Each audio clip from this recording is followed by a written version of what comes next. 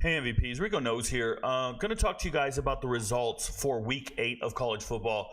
Before I get into the results of every single game and kind of give you guys my assessment of what went down this weekend, I want to kill a couple of seconds.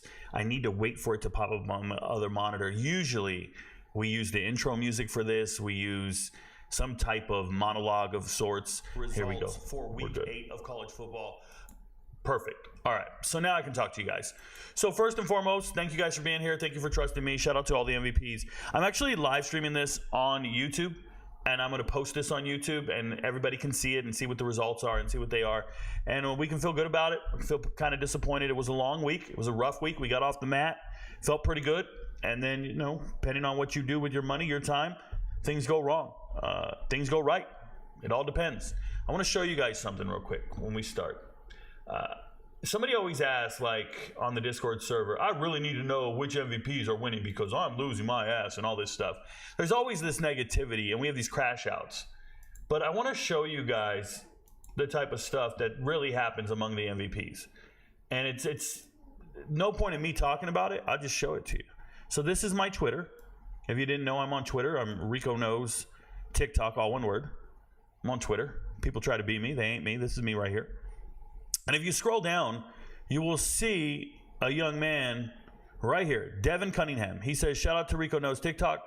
I subscribed to the Patreon on Wednesday, and I hit my first parlay, $15, turned it into $3,100. Now, he's a plus 20,000. I'm not a big advocate for parlays. I'm just not. But I want you guys to understand that some MVPs are better than others, right? You're not paying for my picks. You're paying for my analysis to help you with your picks, to help make you a better gambler. The analysis. You're not paying for picks. There is no such thing as paying for picks and it's going to make you rich. It's not a real thing. If it was so great, I'd be betting on my picks and I'd be rich. What I can do is improve your gambling percentage, improve your knowledge on the teams or your knowledge on a specific matchup, and maybe save you some money. Because there are many games this weekend where I said, guys, don't make that bet. And oftentimes, the games I talk about that aren't on the chart save you money. And then there'll be some games on the chart, and I say things to you guys, and I let you know, hey, this chart, this entry here is not to be bet on. This is very common in the UFC fight game by me all the time. And if you watch the videos, you would know this. But some people just blind tail the chart and they lose their ass. If you watch the videos and listen to the analysis, which is what you're paying for, you'll win so much money, or at least you'll save money.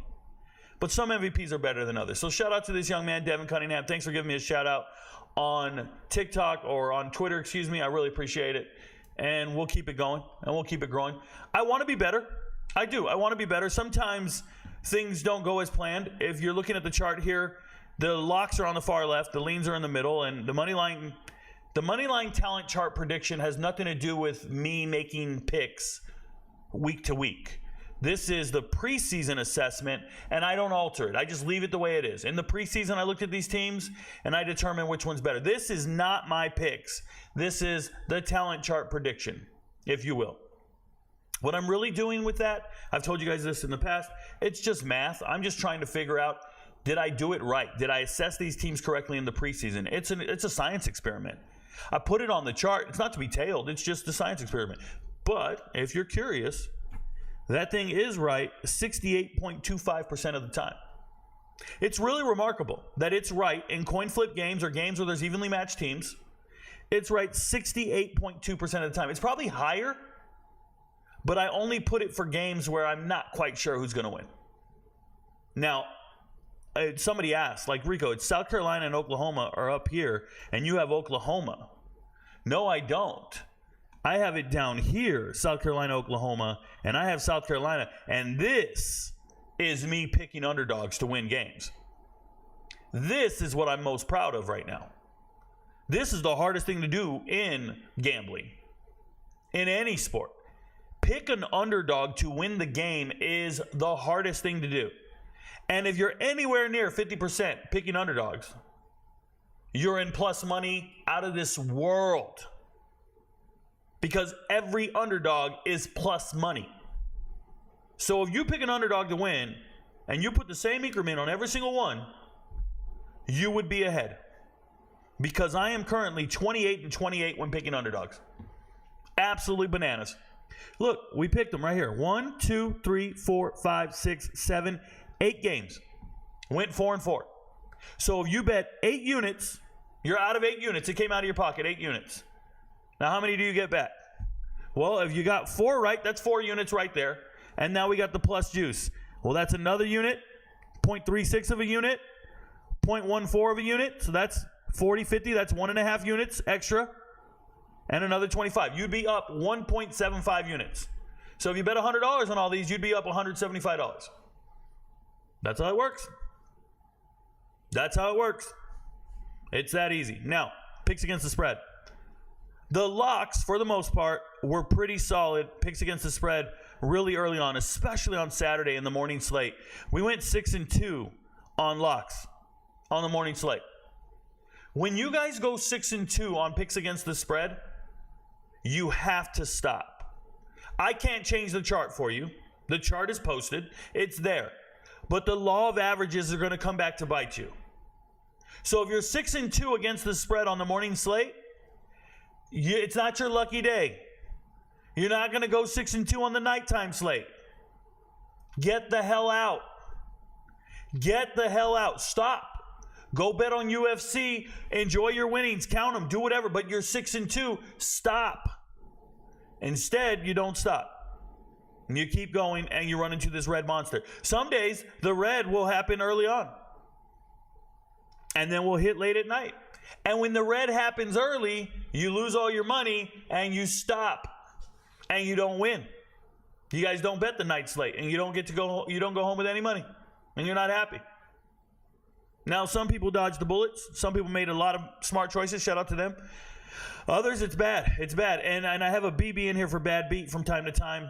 It just sucks. We get bad beat here. I have one for the USC game. It was a bad beat. It was terrible. Another bad beat on the Wyoming-San Jose State game. And another bad beat on Oklahoma State, losing to BYU money line. That was a really bad beat if you look at it from the end of the game. Now, I want to be careful because we only point out the bad beats, but sometimes we get stupid lucky. And we never point that out. Right? Nobody ever says, oh, you made it. We only talk about bad beats, but we don't talk about where it took a miracle to cover the spread. Bowling Green scored at the last second, or somebody scored at the end of a game and saved our ass. I can't remember who it was, but it was one where we were going to miss, and then they scored again, and we were like, oh my God, we got a backdoor cover. That was amazing. Was it Bowling Green? It was somebody. But let's go talk about it. One thing I want to tell you guys is, before we start going over all the games, when I looked at this chart, we had a really rough week of prop bets. Really rough. I mean, it was red. Look, I can scroll down here. It's down here, guys. It was so red, it's crazy. We had a Thursday night that dominated the value bets, and you should have made all your money back. But people didn't bet it as hard as they did on Tuesday and Wednesday. So you got to Thursday, and you got gun shy. It's unit management. It's the reality of the situation. Thursday, if you'd bet the same increments and the same amounts that you had bet Monday and Tuesday, you would have been way up. That's the reality. That's true. But prop bettors, we were feasting for 3 weeks on prop bets, and now it came crashing back down to reality. And all those guys who couldn't bet on prop bets who were complaining, you see it over here. We were 85% 1 week, 47. Like anything around here is really, really solid. 51. And the reason this is solid, people, if you don't understand, these bets are plus 490s. They're way over a unit on some of these things. It's crazy. But the 32% is the worst I've had all season. It was a rough week for yardage. We put yardage on guys, and they just came out injured, didn't play second halves. Coaches didn't play guys. People obviously got injured or benched or whatever. It just went bad. It's on me to some extent. But I want to talk to you guys about something when we talk about these prop bets, because a lot of people say they can't do prop bets. Their state doesn't allow it or whatever it is.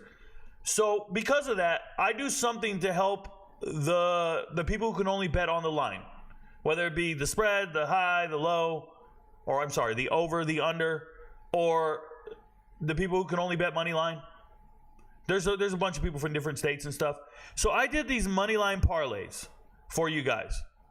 I did 7 of them. We hit on 1, 2, 3, 4. Oh, I did 8 of them. And we missed on 4. Do you understand that if you bet a unit on every single one of these, you'd be ahead? Once again, you would have 8 units out. How many units do you get back? Well, you get back 4 because they're all at 100. Then you're looking at least you'd be up 2 or 3 units. You'd be up another unit here. That's 45 and 64. We'll take 2 units there. Yeah, you'd be up 2 units if you had bet on all these. But I also put on the chart these money line parlays. 10 leg and 12 leg. They're there. They're the top entry.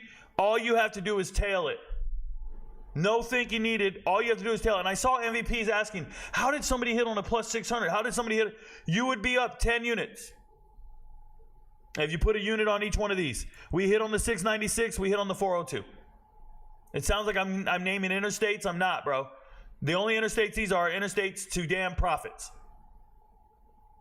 You didn't bet them. Some MVPs are better than others. You didn't bet them. Now, I missed. Straight up, and I want to be better, guys. I want to be better. Let me tell you, I don't want to fucking miss, especially this column over here. We've been 50% on this column all season long. This is our plus 100s, and I went horribly wrong. Some bad beats, some things we couldn't predict, but I have to. I have to be better in that regard. We are dominating leans. If you guys ever wanted to put props, put bets on leans, we are 9-5 on leans this week, and we've been really, really good on leans for the last 2 or 3 weeks now. Okay. But when you're doing picks against the spread, things can go wrong. Things can be tough. But let's talk, because I want to explain to you guys my assessment and then what we saw on Saturday and how accurate it was, because I don't miss much. I don't miss much. Somebody keep track. I don't miss much when it comes to an assessment. Before we go there, just want to remind everybody, all season long, we do UFC. All off-season, all season long. Here it is. These are our results every single week. UFC has a game day every single week. Like Saturday for football, college football is every Saturday. UFC fights are every Saturday. And every single week, it's the longest football season of all time. We've been doing it, and the last 2 weeks have been extremely beneficial. Obviously, 2 weeks ago, I went 11-1. We made all our money. When you see a chart like this, please understand, we made all our money. While college football is missing, this chart right here made hundreds, if not thousands of dollars for MVPs. These are in order by confidence, meaning most of these props that we have down here are parlays. This is where all the money is. The money's on the first 2, 3, or 4. But definitely the first 2, and I'm talking a lot of money, because that's how we bet it. We bet with a huge amount of confidence up here. If you see something in white text, that was a lock. That was a lock, and for the season, we're at 82.19% on locks. Got them right. And some of you guys might say, Rico, it's not hard to get a minus 235 right. Have you ever watched fighting? Have you ever watched the UFC? It's a lot different than you think. Okay, I was so right on this over here. I said parlay all 3 girl fights to go over rounds. And then I wrote, and go the distance. Some MVPs understood the assignment. They bet over rounds, parlayed it, and then they went go the distance. And guess which one missed? Go the distance. But the over rounds for these 3 female fights, that hit. Shout out to Dave in Arizona. He got it right. People were mad. We missed it by 30 seconds, by the way, because Vidal's a bum. We still got the fight right. We still got the money line right. And we still hit all our parlays that matter. And I told you, don't parlay this Despaigne kid, because we don't believe in him. We didn't put him on the main parlays because although he was a lock, we know he can't fight like that. You got to listen to the analysis. We hit a value bet. The only misread here were probably these top 2. These top 2, I don't even count this as a misread. Jake Hadley, remember, a minus 520, and I don't make him a lock because I don't believe in him like that. Minus 520, and I say, nah, he's not a lock. We're not going there. So it was a great night of fights. On the same time, some college football guys need to get up off the mat. I'm trying to explain to all the college football gamblers out there, we win money on UFC almost every single week all season long. There's just no way to lose. We have what? How many red weeks? How many? 7? 7 red weeks in a whole year? In a whole year, 7 red weeks. How many fights are there? I'm going to go like this. What's the count? I don't know what the count is. It won't show me. I'll count it for you. We're 18 to 38, so that's 20. That's 20, 40 fight weeks. 40 fight weeks. We have 7 red. And when you compare that to football, I have 3 red. We don't count week 0, but I have 2 reds back to back. 2 bad weeks. For me, it's bad weeks. Could be a good week for you. It's a good week for some MVPs. Some MVPs are better than others. Some MVPs are better than me, and I love that. Okay, but let's go talk about these games and what I saw in the results. I apologize for the desktop. Let's go there. So I'm going to pull them up. Excuse me. We'll go to scores. And we'll just go to the very top. And I'll just start talking. I am going to interact with you guys. I will take questions, concerns, comments, anything of that nature. I'm going to do that. I'm probably going to go 10, and then I'll jump to the chat. So if you got any questions, comments, or anything you want to add, feel free to put it on YouTube. It's the only place I'm going to see the chat. If you're watching this on Discord, just move over to YouTube, search RicoKnows, get to my homepage, and you'll see the live stream there. I will take your comments, questions, concerns, anything. If you're watching on TikTok, move over, and I got you. Okay? Now, let's start talking about these games. South Alabama, Troy. I had South Alabama covering this spread. I was right, so we're right there. We knew this was going to happen. Gio Lopez is a superhuman.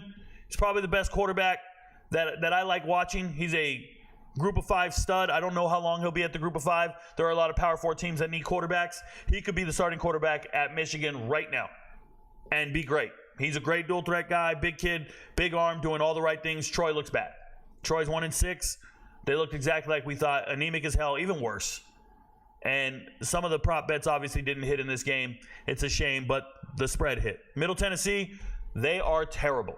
We know they are terrible. Kennesaw State's obviously worse. Kennesaw State's an FCS team. They're not FBS ready at all. And they score safety to start the game, and then they don't score again until the fourth quarter. It's bad. Middle Tennessee not scoring. There's no excuse for this. The only guy who showed up to play for Middle Tennessee State was Holden Willis, their tight end, who's an NFL caliber tight end. But a lot of their guys weren't playing well. And Nick V was missing everything. Not a good showing by Middle Tennessee. They should have put up a lot more points, and they're not. And their defense is the worst. Then you got La Tech getting throttled in double overtime by New Mexico State. And I say throttled because they were 11-point favorites. They didn't cover any spread of any sort. New Mexico State came out here, played this game, and we lost our ass in this game because Mike Washington didn't play in the first quarter. They didn't bring him in until overtime. And he finished with 22 rushing yards or 23 rushing yards. We needed 25.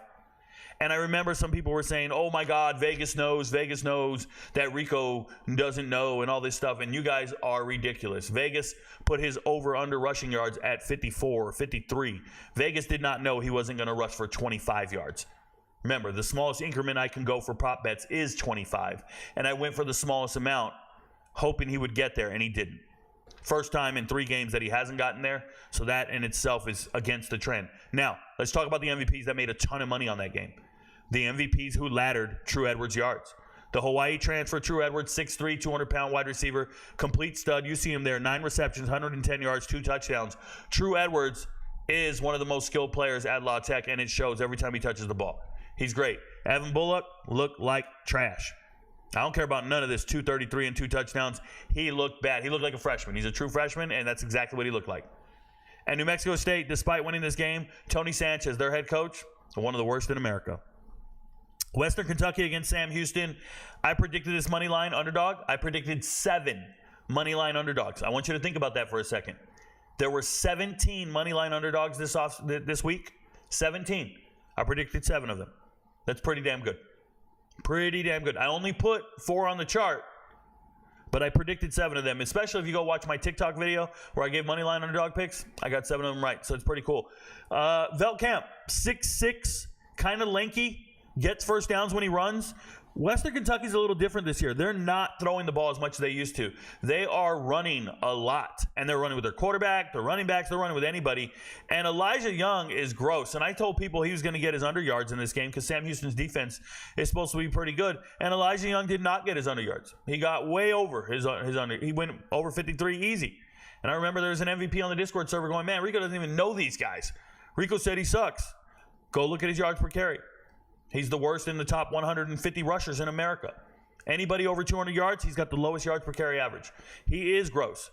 He is a teenager in the dark and can't find a hole. I've been telling you guys this for a while.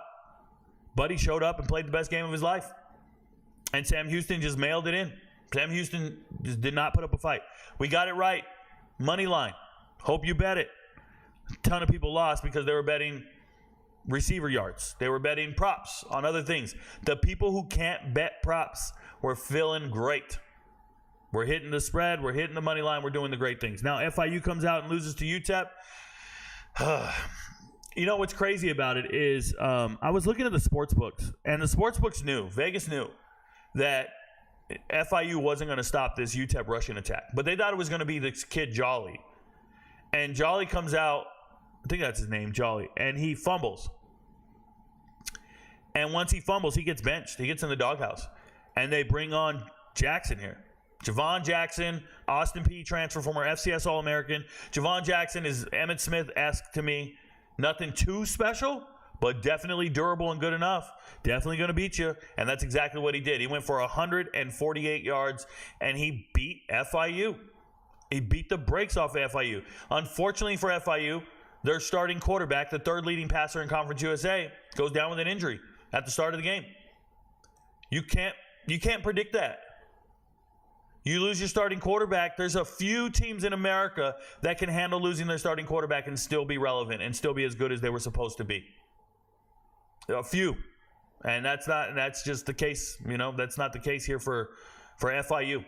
So keep an eye on the injury. FIU might not be a team that we can believe in moving forward.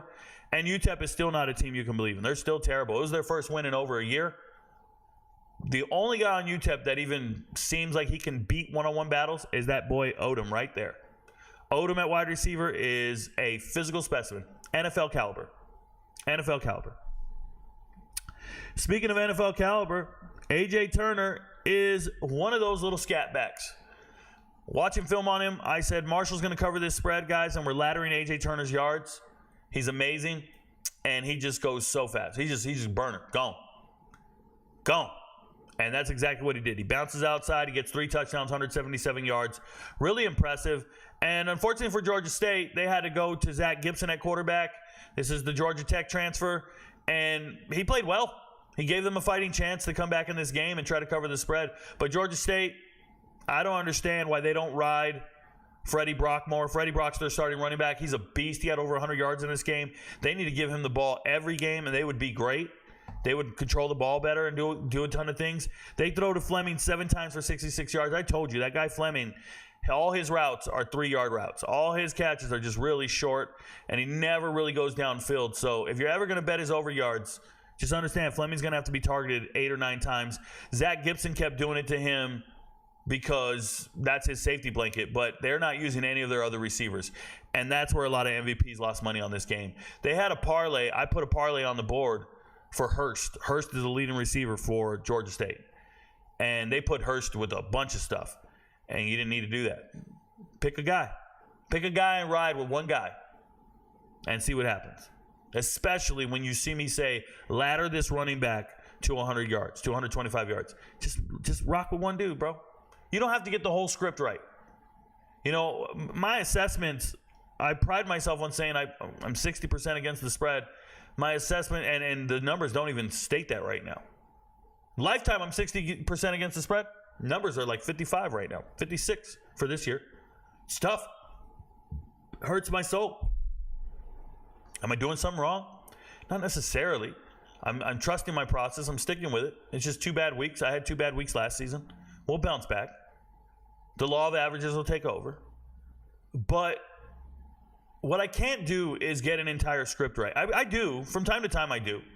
But if I tell you this guy's going to rush for 100, this guy's going to go for 85, this guy's going to do this, 60% of it's going to be right. Hopefully you pick the right one. If you don't like those percentages, I just ask, what are your percentages without me? What are your percentages before you met me? What are your percentages on another book or another bookie or another analyst or another capper? I just need to know. I don't think there's anybody better. You just got to make better decisions. That's the reality of the situation. I'll do my best to make better decisions on the chart. I will. But it's a menu, bro. It's a menu. Don't order everything. Don't get fat. When you go to a restaurant, you go, man, there's some shit on that appetizer list you don't eat. You're like, bro, scallops? I don't eat scallops. Who the fuck's eating calamari? What am I eating? This is a Mexican restaurant. What am I doing here? Right? So just a little careful with that. A little careful with that. You don't have to order every entree. Pick the right ones. Pick the ones that work for you. There are certain teams this season you can really depend on. There are certain teams we have seen enough of that you can really depend on, and you should make your bets accordingly. One of those teams for me is Virginia Tech.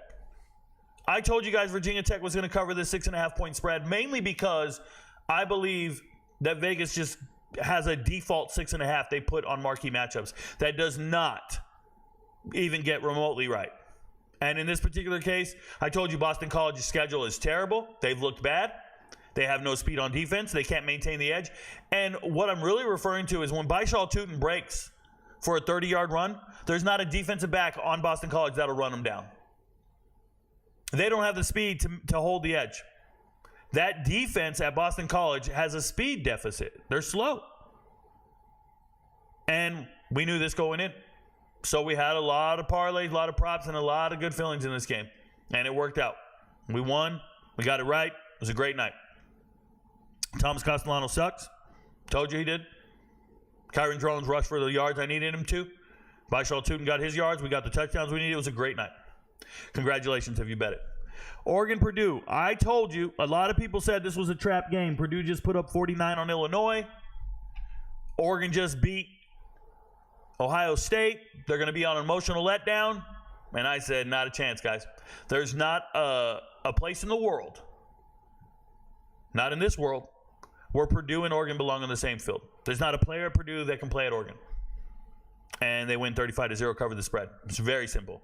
Now, prop bettors lost your ass. Jordan James didn't come back out at halftime. They didn't throw the ball enough to Tez. They didn't score the 4th touchdown we needed. A lot of things went wrong in this game, prop betting wise. Against the spread, golden. Golden. It's the reality of the situation. At one point on the chart, I had the over in this game. But if you watch the video, and those of you who watch the video, shout out to the MVPs, you saw me change the chart in the video. Did not post the chart after that until Saturday. And that's kind of one of those things where it's like, bro, I don't have time to make changes to the chart and repost it on every platform for everybody. Watch the video. It's in the video. I had MVPs writing to me saying, you think you're slick, you just changed this pick, you just changed. No. Go watch the video, bro. It's in the video. You think you're slick, paying for my service and not watching the video. We get it all the time. When we're missing, somebody will go into the chat and go like, why the fuck did we bet on this team? Why did we bet on this? I didn't even know they were like this. And it's like, bro, you didn't watch the video? You crazy. You didn't watch the video? That's where you're at. Congratulations, Oregon. BYU, Oklahoma State. The wheels have fallen off at Oklahoma State. They tried really hard to win this game. It was a bad beat. It's unfortunate. BYU is a good team. Great coach team. They have a winning attitude. They have a winning culture. They want to win. Rangel came in this game and gave Oklahoma State a spark because he's a dual threat guy, could run around and do things. Ollie Gordon played a good game. Came in, made it happen. Doesn't matter. BYU finds a way to win, and they impress the hell out of me. I think at some point I have to stop fading BYU. I picked them to win one upset earlier this year, and then I've been fading them ever since. They've been winning, and I'm tired of getting it wrong. Now, I don't necessarily know if they're going to cover the spread. They play UCF this week. I'll be talking about that later this week in the early video for the MVPs. If you guys want to know, I give every single assessment on every single game. Everything I'm making reference to, I talked about in my early video with the MVPs. I talked about on my Saturday live stream with only the MVPs. I do a live stream only with only MVPs on the Discord server. Go to Patreon, become an MVP. You'll know what I'm talking about. I made all these predictions. Good stuff. Okay, so BYU winning. Very impressed. They look like a complete team. Their defense is grown, man, and they're hitting hard. LJ Martin showed up to run in this game. Now, Oklahoma State doesn't put out an injury report, doesn't tell us Nick Martin's not playing in the game. It's bullshit. College football, typical, not telling us anything. Before the game, I told you guys, Darius Lassiter, wide receiver from BYU, is a Sunday guy. That's what I told you. When I watch him on tape, he looks like a Sunday guy. That means he's an NFL guy. Runs the right routes, catches contested passes, wins jump balls, wins 50. I don't ever think of football's 50-50. Somebody's got a bigger advantage than the other. And Lassiter's the guy who's going to come down with it. And sure enough, Lassiter had like 91 yards receiving in the first quarter. Made me a profit. Didn't put him on the chart. Didn't bet on him. I had an MVP reach out to me in a DM and say, Rico, you talked about Lassiter so much. Look what I did. And he bet on his over yards, and it hit before halftime. And he bet like $400. It's fucking nuts. He's like, thank you for breaking that down for me. That's how it's done. You just listen, and you go with what you got, and you go with what you believe. It's not on the chart. Got to watch the videos. And the people who don't watch the videos, they're not watching this results video right now. They don't want to get better. Florida State Duke. Florida State Duke. I told you Florida State money line. I thought they were the better team. I still believe Florida State's the better team. My God, did they do everything wrong in this game. Brock Lynn came out and stunk it the hell up. 2 interceptions, gets benched. We got to bring in a true freshman. He's not much better. Luke Kromenoak or whatever his name is. I watched him play in high school at Benedictine here in Georgia. I don't think he's a 5-star quarterback, number one. Number two, he just came in and didn't do much. Wasn't impressed at all. And obviously, Florida State had a lot of opportunities to come back in this game. They cannot get it together, and Duke wins the game. Duke's bad. Florida State's worse. But they're more talented. They're the better team. They just couldn't get it done. It's unfortunate. And we miss. And that's life. I'm still going to fade Duke. I think Duke's a very bad team. They're 6-1, by the way. And the last game on Friday night was Fresno State, Nevada. I told you Fresno State would cover the 2.5-point spread. I have a lot of respect for Nevada. This was an ugly game. Mikey Keene didn't play well. They didn't throw in the second half. Delina didn't do shit. The prop bets failed miserably, and I will talk about this. People lost a lot of money Friday night. Okay, the spread bettors. The people who bet the spread and went to bed. The people who went out there and bet the spread and went to bed on Fresno State, congratulations. You won a ton of money. You don't give a shit. You bet the spread, went to bed, and felt good. And I had those messages Saturday morning. Rico, I won so much money, I woke up green, da-da-da-da. That's not what happened to the rest of the MVPs. Mac Delina, star receiver for Fresno State. No yards in the second half after having 40 in the first half. That sucked because we had him at about 40 or 50 yards. Then there's Brendan Lewis and Savion Red. Savion Red got to his number, but Brendan Lewis. This is a star running back a dual threat quarterback who I told you can't throw. If they're trailing, he can't win the game. He can't win it with his arm, but he can run. And I got an alert. I turned off the game. I stopped live streaming. I watch it from bed. I go lay down with Kim for the night. Excuse me. Don't want to get too specific. But I go lay down with the significant other and Ash, my puppy, at my feet. And I'm watching the game. And I get a text message from one of the MVPs. And he says, or a Discord message, he says, thank you, Rico. My bet just cashed. Well, that's impossible. The game's not over. But Brendan Lewis has 61 rushing yards. He needed 60 in the game. We put him on the chart for 60. I said ladder him to 90, but 60 on a parlay, da-da-da-da-da. All he needed was 60 on the parlay with, I think, 175 yards passing on Mikey Keene and 50 yards rushing on Savion Red. He goes, thanks a lot, Rico. We got this. 61 at halftime. Bro, Brendan Lewis finished the game with 30 yards rushing. You can't go jinxing us like that. It's a bad beat. It's a terrible one. It sucks. He just kept getting sacked and sacked and sacked. And he lost all them rushing yards. And it was just brutal. And I want to know, like, whoever sent me that message, I forget who it was right now. But it's one of the MVPs we see every single day on the Discord server. But he needs to stop, bro. He needs to stop. So that hurts.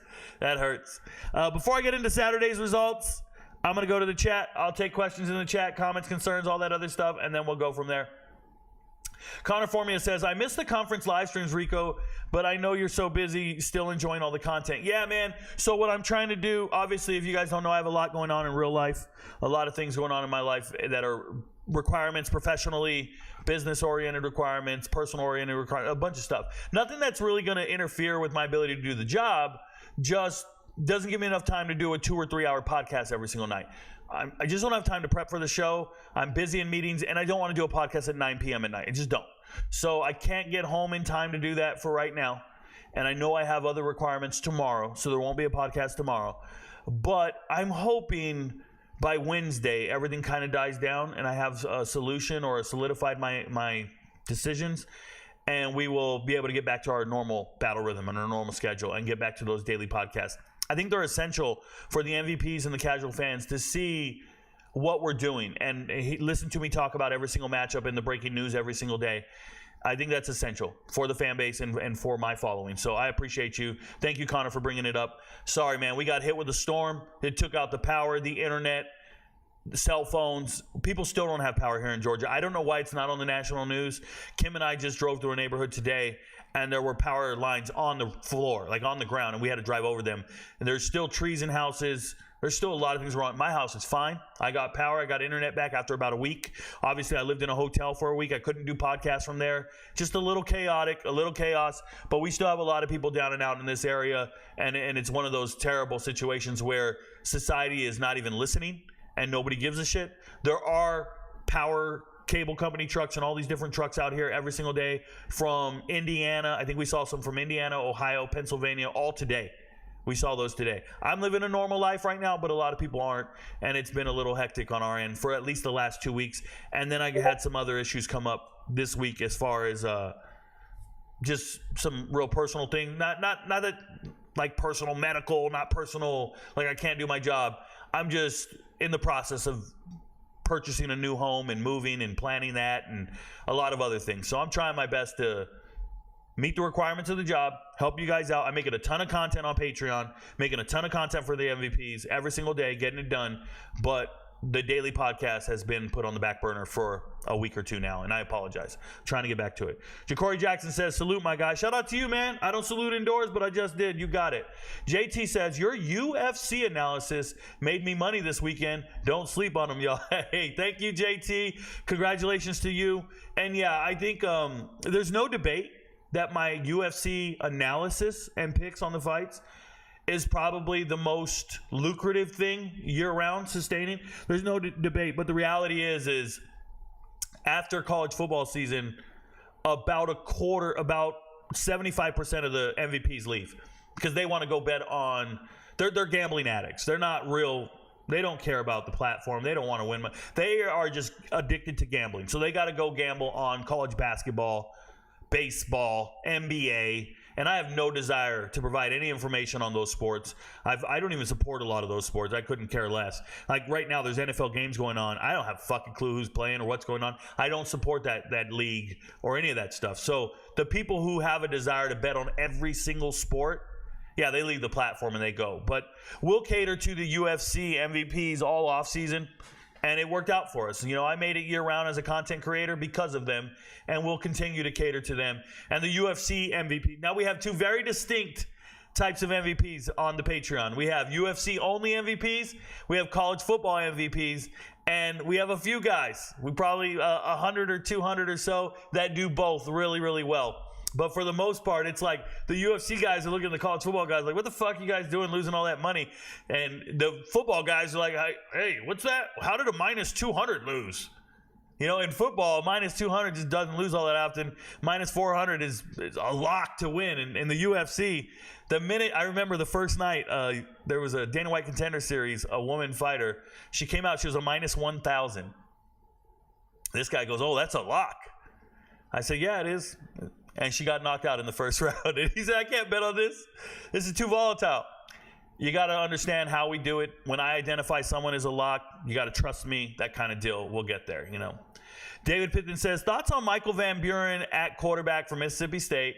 If Levy can find a defense, how do you feel about the trajectory they're on? Well, the trajectory is losses, okay? They're not winning games. I'm going to talk about it shortly. But, yes, you got to be encouraged by Michael Van Buren's performance. It's much better than anything they had before, Blake Shapen and all that bullshit. He's actually competitive. He's giving them an advantage, and the best advantage they can to be competitive. They played two teams that severely out-talented them, and they were competitive in the games. They were in it. Texas A&M didn't really blow them out, didn't cover the spread. Georgia didn't cover the spread, didn't blow them out. I think when you don't cover the spread against a team, right, or let's do the inverse. When you're an underdog and you cover the spread, to me, that isn't indicative of success. All that means is some guy in Vegas got it wrong. Some guy in Vegas identified you as being substandard, and you're not substandard to that extent. Remember that. When people say a team has failed to cover the spread, all that means is some dude in a room in Vegas assessed them incorrectly. It doesn't mean that team is any better or worse than you think they are or than I think they are. It's just Vegas keeps guessing wrong. Somebody in a room somewhere keeps putting the wrong number next to them. That doesn't mean the team's good or bad. They're just getting it wrong. They've been doing it with Indiana all year. They won't do it anymore. They've been doing it with Navy and Army all year. They won't do it anymore. You have to understand what's happening. And there are certain teams that get valued a certain way. It's just like UFC. There are certain fighters that get valued a certain way. I look at it and I'm like, what the fuck? We're not doing that. And that's kind of how that works. Where Mississippi State probably, they need to get their lines in order. But do I think Mississippi State's any good? I do not. I don't think they're going to get. They're losing by a certain amount. I know how good Mississippi State is. I know how good the players are. I've sat down and assessed them. They're not good. Coach is probably coaching his ass off and doing the best he can with what he has. They're not good. Players aren't good. If they get better players, maybe Levy can do more with them. And maybe they'll win a game. Maybe they won't be listed as double-digit underdogs. But talent for talent, right now as we speak, that team's not any good. End of conversation. Do you think Deshaun Foster is one and done at UCLA? Jalen B, not necessarily. Remember, coaching is a lot more than just winning games. Coaching is a lot more than just winning games. UCLA hired Deshaun Foster because he's a legacy player. He had played there. He grew up in LA. He went to Tustin High School, played at UCLA. He's a legend. He was already on the coaching staff previously. They had no other options that were that cheap. He was desperate to be, this is a positions coach. Now a head coach? He's not an offensive coordinator, defensive coordinator. He got hired as a positions coach, a running backs coach, to head coach. The only time that I've seen that, obviously Fran Brown did it, secondary to head coach at Syracuse.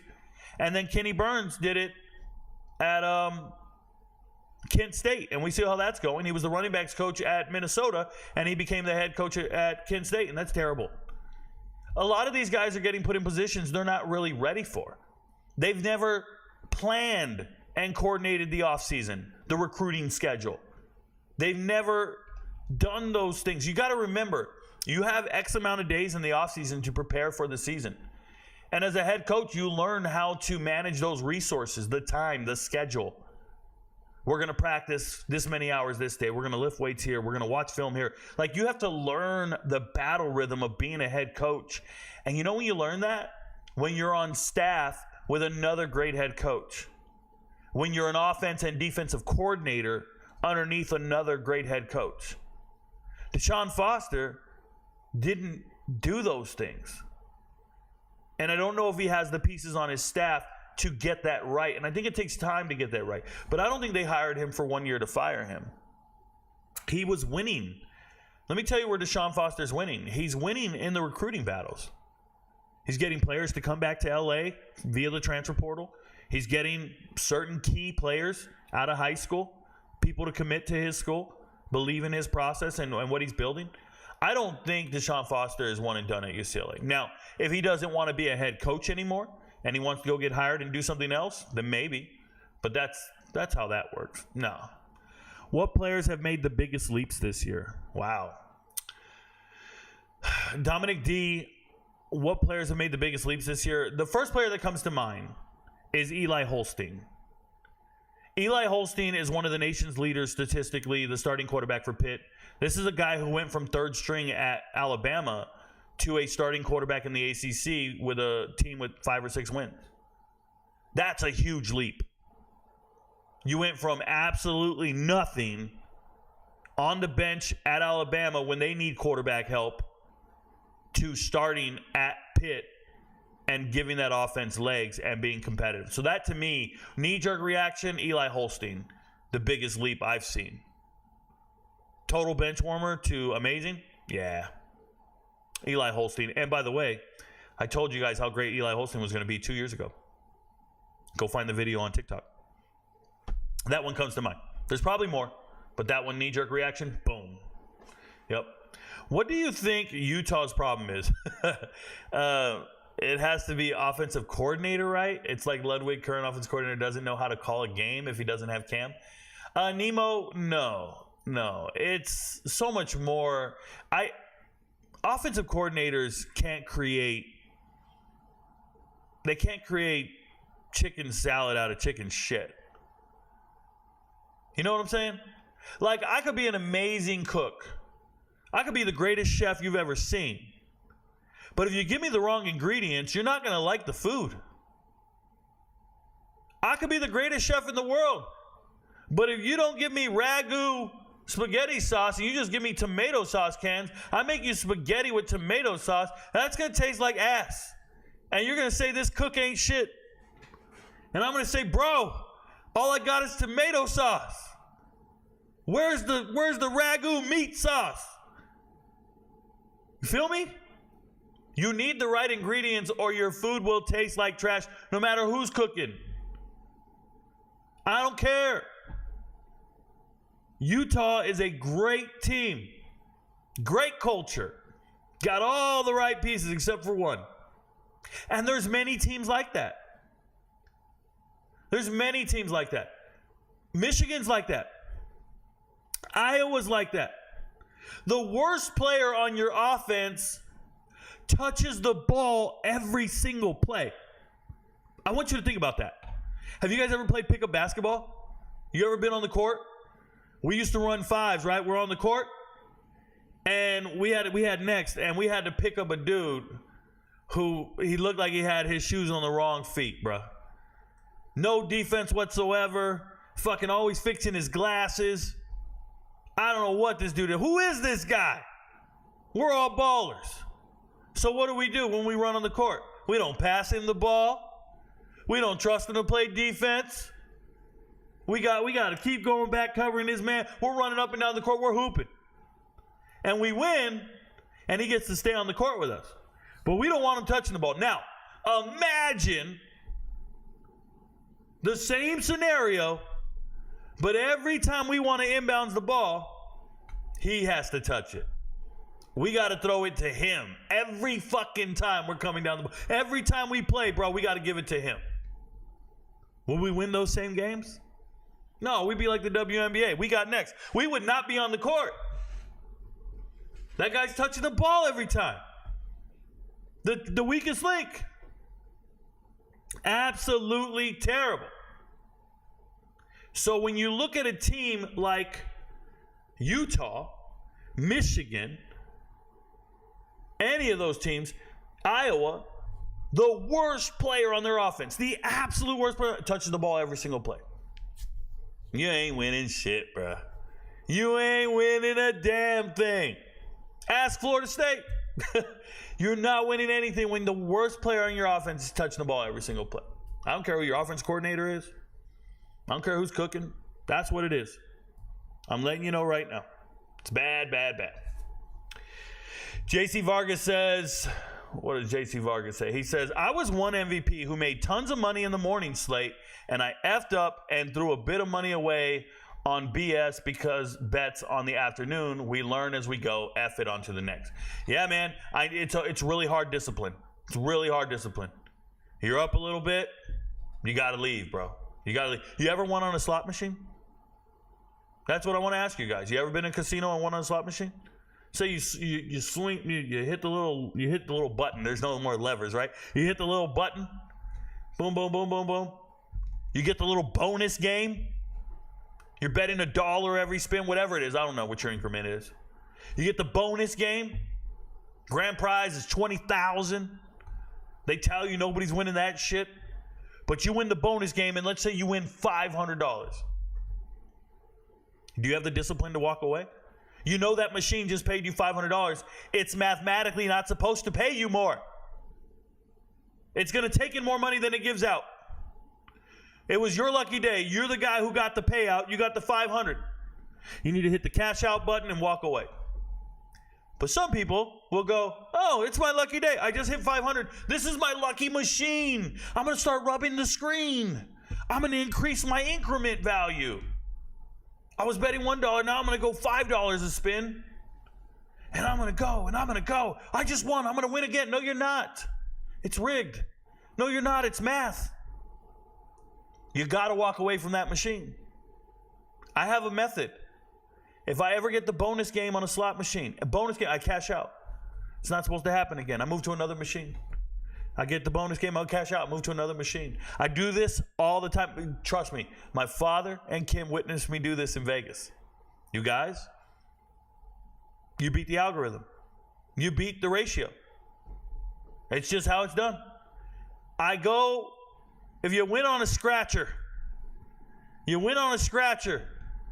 don't go back to the same store you bought the scratcher from and go, yeah, let me get 3 more of those. Same roll. Yep, I won on number 8. I want number 9, 10, and 11. Motherfucker, the shit says on the back, 1 and 3 will win. You just bought the next 3.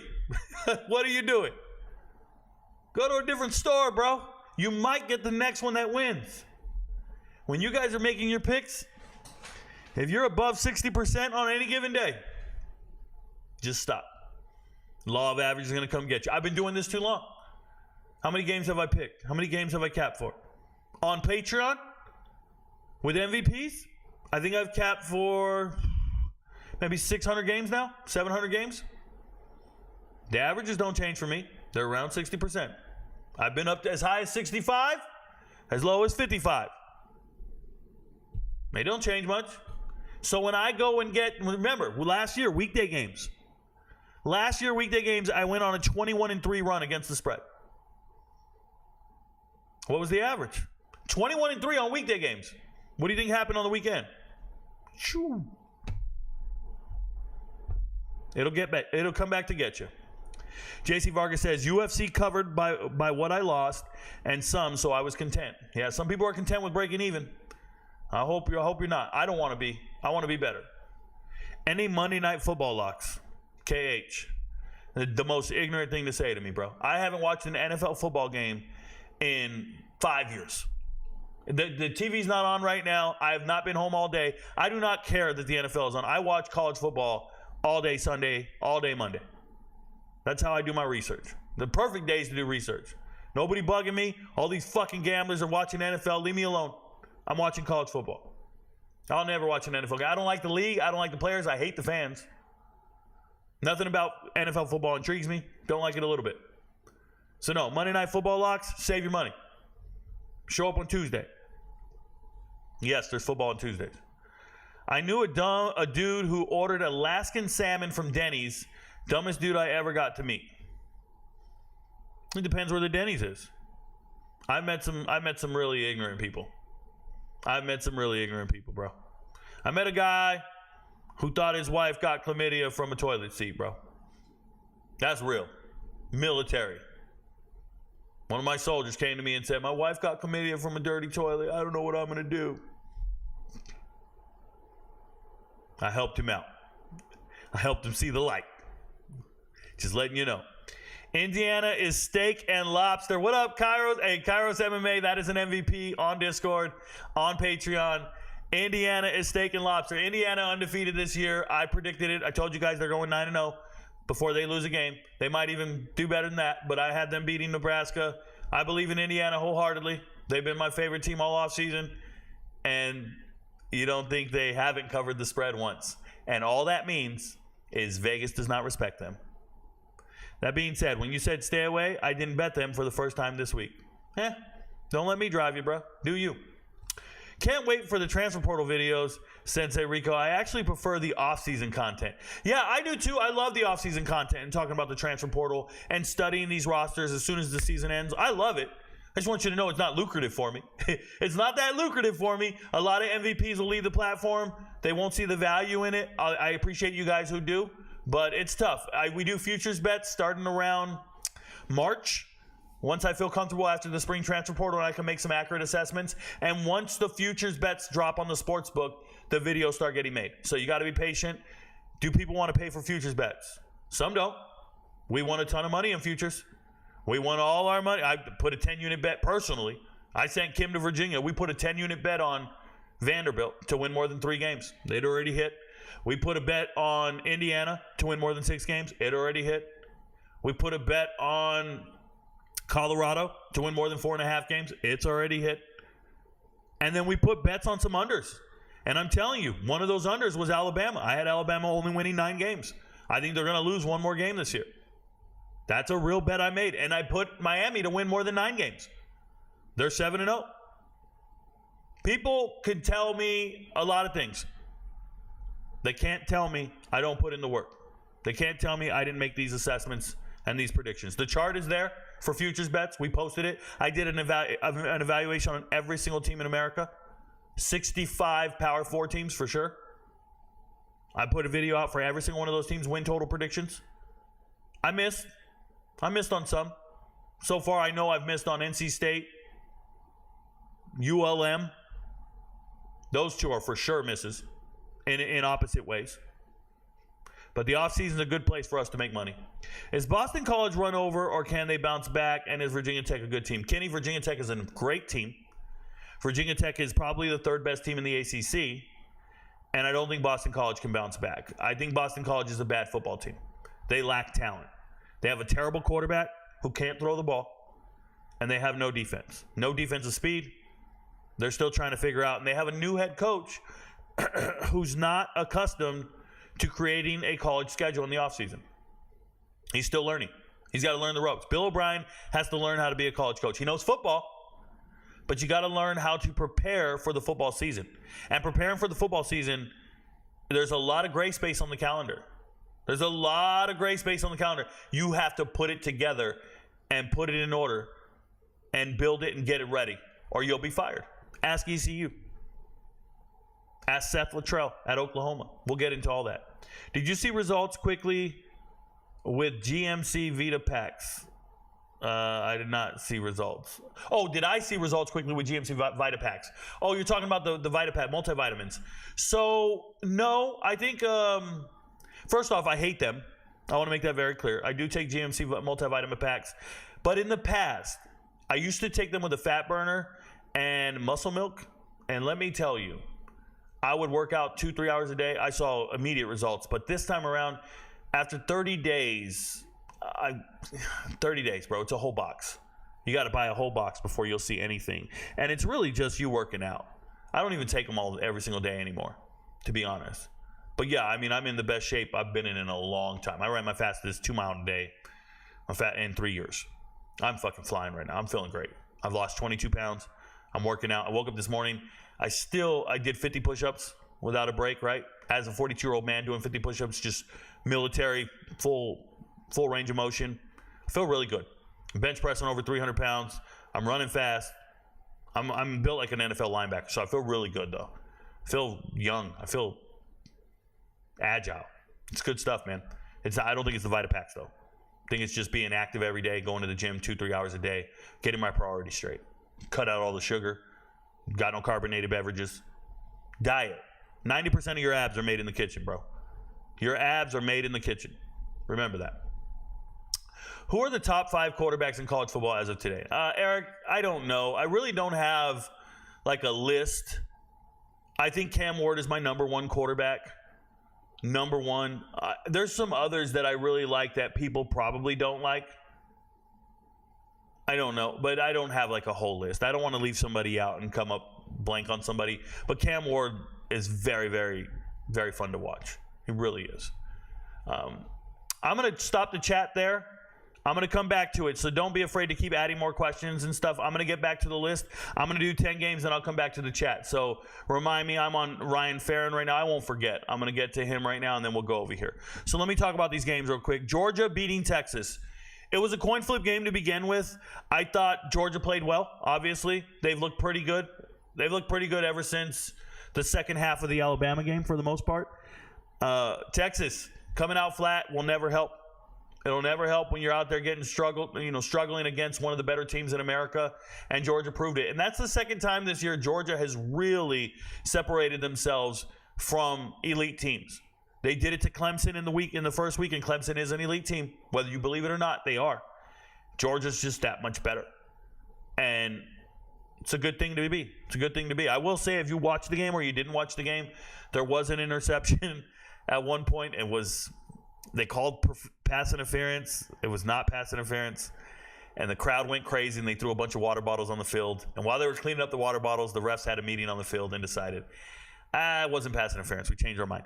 I've never seen that in my life. I've never seen the refs talk and admit they were wrong and then make a correction in the moment. I've also never seen the crowd influence the refs to make the right decision, kind of like almost rioting. It's a scary precedent. Does that mean moving forward, crowds will be able to do that to dictate a ref changing their mind. I don't know. I thought it was a bad look on the refs. Make a mistake. You know what I would rather? I would rather they do a makeup call. I'm serious. I'd rather they do a makeup call because they do that shit all the time. There are makeup calls, whether you believe it or not, there are makeup calls all the time. But that was almost as bad as the UFC fight. There was a UFC fight. A girl got knocked out. Kicked in the liver. Kicked in the stomach. She falls over. And the fucking no-nonsense Keith Peterson, the ref, thinks she got kicked in the balls. He said it was a low blow. He thought she got kicked in the groin. I don't know what chicks you're talking about. Some of these chicks look like dudes, bro.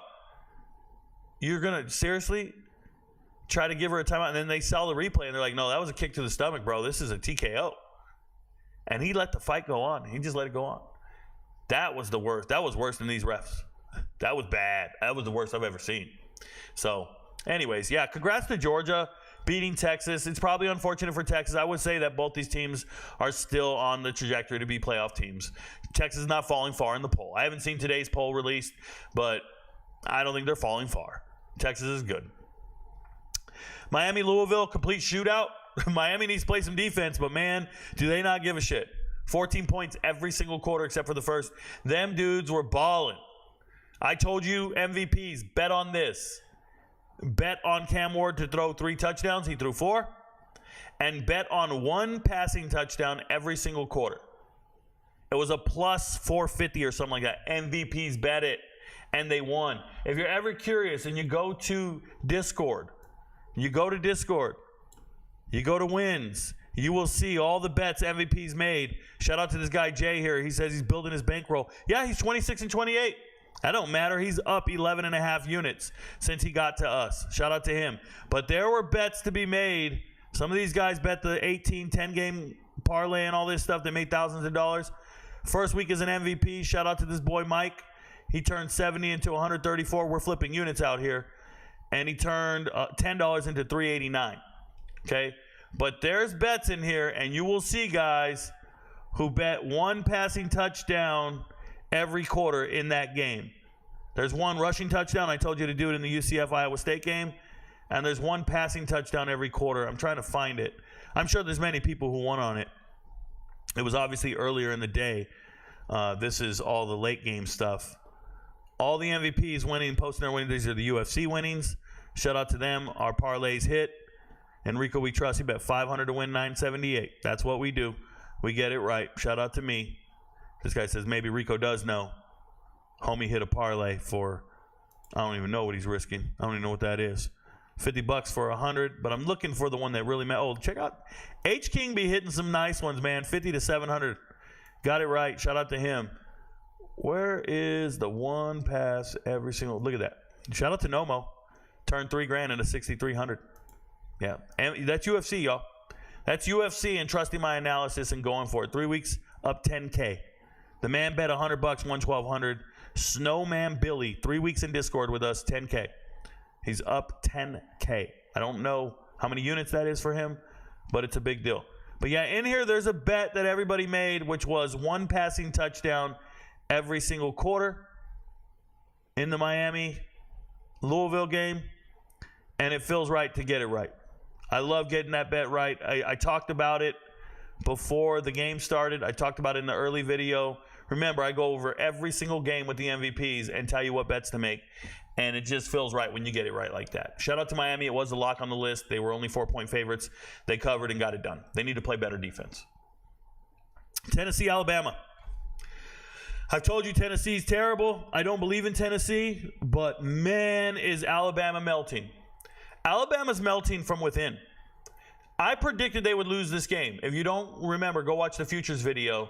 I predicted this back in March. I just said there's no way Alabama beats Tennessee and LSU on the road. So I predicted they would lose this game in the offseason. But in this particular week, after watching them the last couple of weeks, I predicted them to win this game.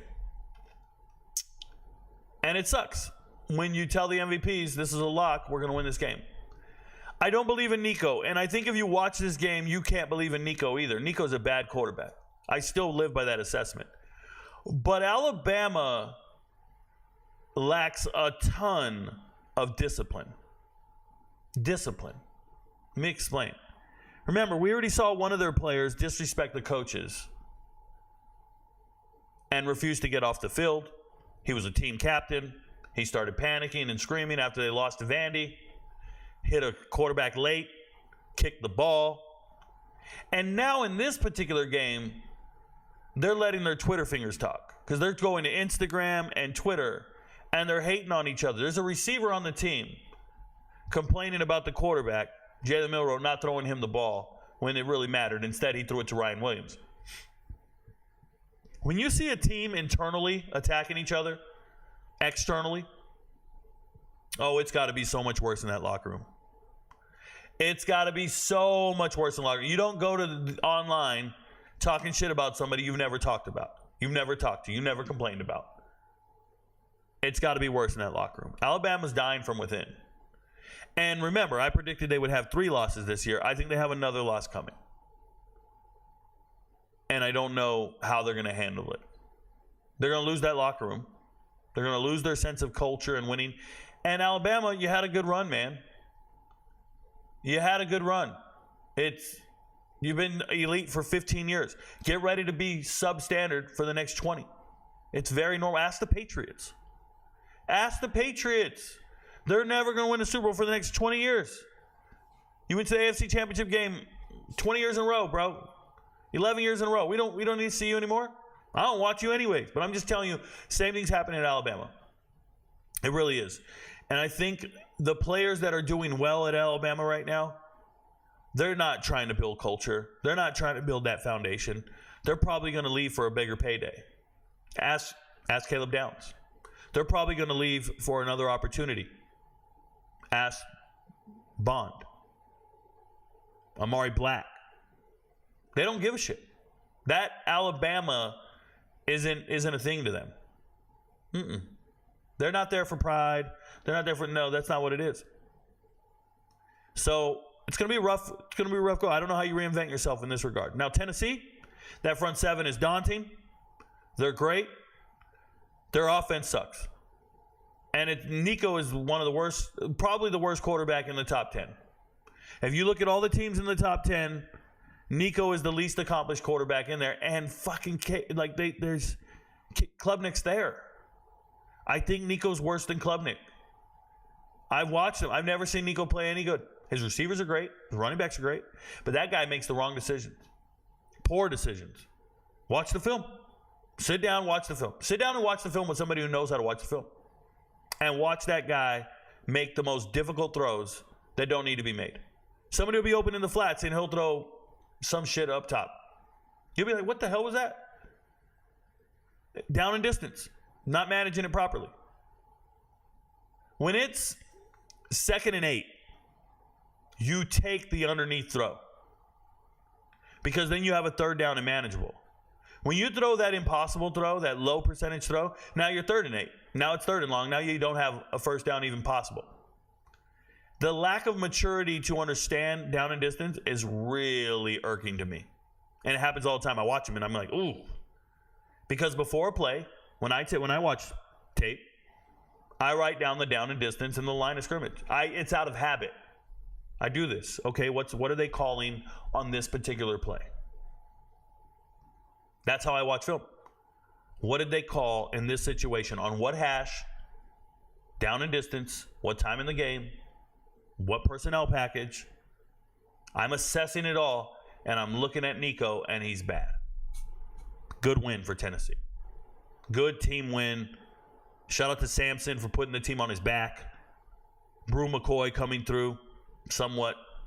But Alabama is in shambles, bro. And it's only his 2nd loss to a quality team, and they're in shambles. Arguing online, writing back and forth to each other? Nah, that ain't it. LSU, Arkansas. LSU winning this game.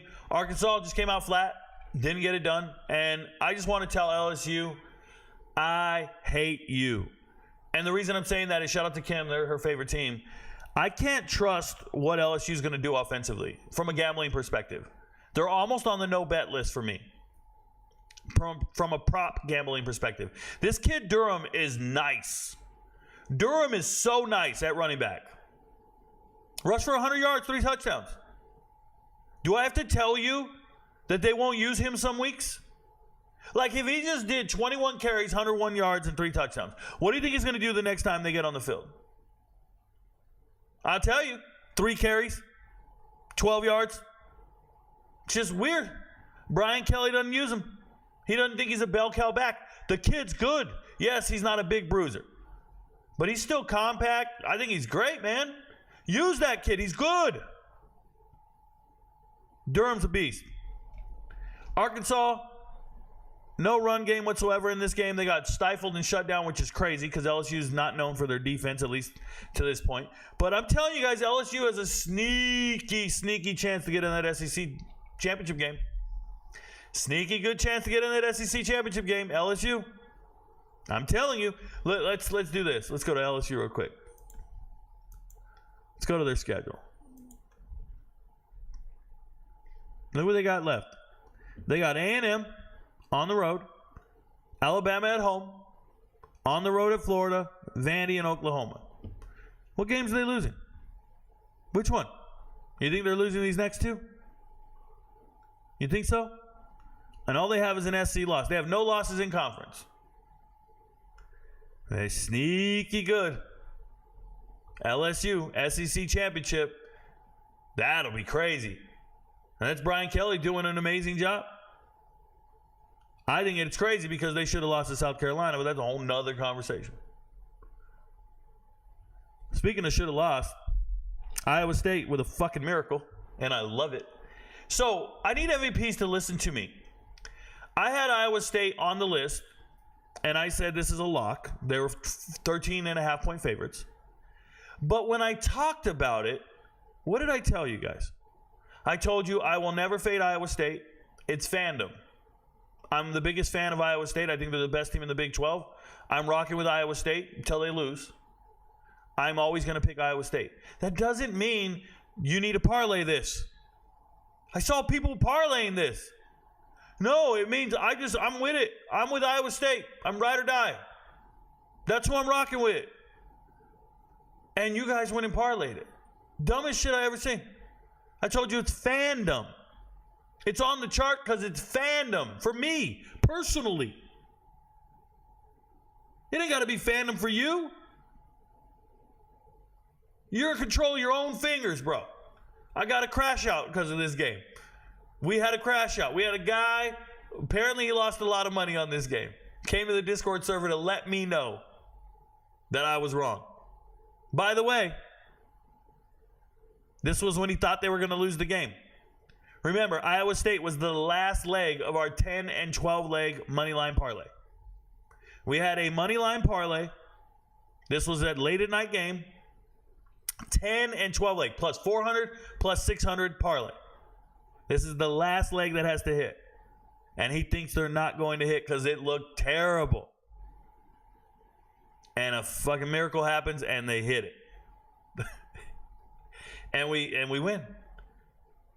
But he crashed out before that. Lost his mind. So he gets banned. By the way, I don't allow crash outs on my Discord server. You don't get to bash me verbally in my world. You couldn't come to my house and do it. So you can't come to a server I provide and do it. You know, I told him something very seriously. You go to a restaurant and you order the wrong food. You order something and you don't like it. Tastes like shit. They cooked it wrong. You went to a burger joint. You went to Five Guys and you ordered stir fry. I don't know. Yeah, you went to Five Guys and you ordered one of their hot dogs. And it doesn't taste good. And you say to yourself, I just wasted my last dollar on this. This shit sucks. I'll never order this again. And you leave. That is very common in any restaurant business. That's very common anywhere. Maybe you went to the movies and you watched a terrible movie. And you're watching that movie and you're like, man, I don't like this movie. This movie sucks. I don't want to watch any more Tyler Perry movies. These things are whack. Why do I keep seeing this dude dressed in a dress? Right? Okay. You have every right to feel that way. But the etiquette, what you don't do, is stand up in Five Guys and start telling all the customers, hey, don't order these hot dogs. This shit sucks, man. This thing tastes terrible. I don't know why you don't walk out of the movies and go to everybody in line and go, don't watch that movie. That shit sucked. You don't get to do that. Nobody gives a damn. We don't want you to do that. You're disturbing the peace, bro. Stop trying to push your agenda on me. So when you make a poor pick or you don't like the assessment, you don't get to show up to my server and start mouthing off and telling everybody, I don't know why anybody pays for these picks. This guy fucking sucks. Bro, get to stepping, bro. Get to stepping.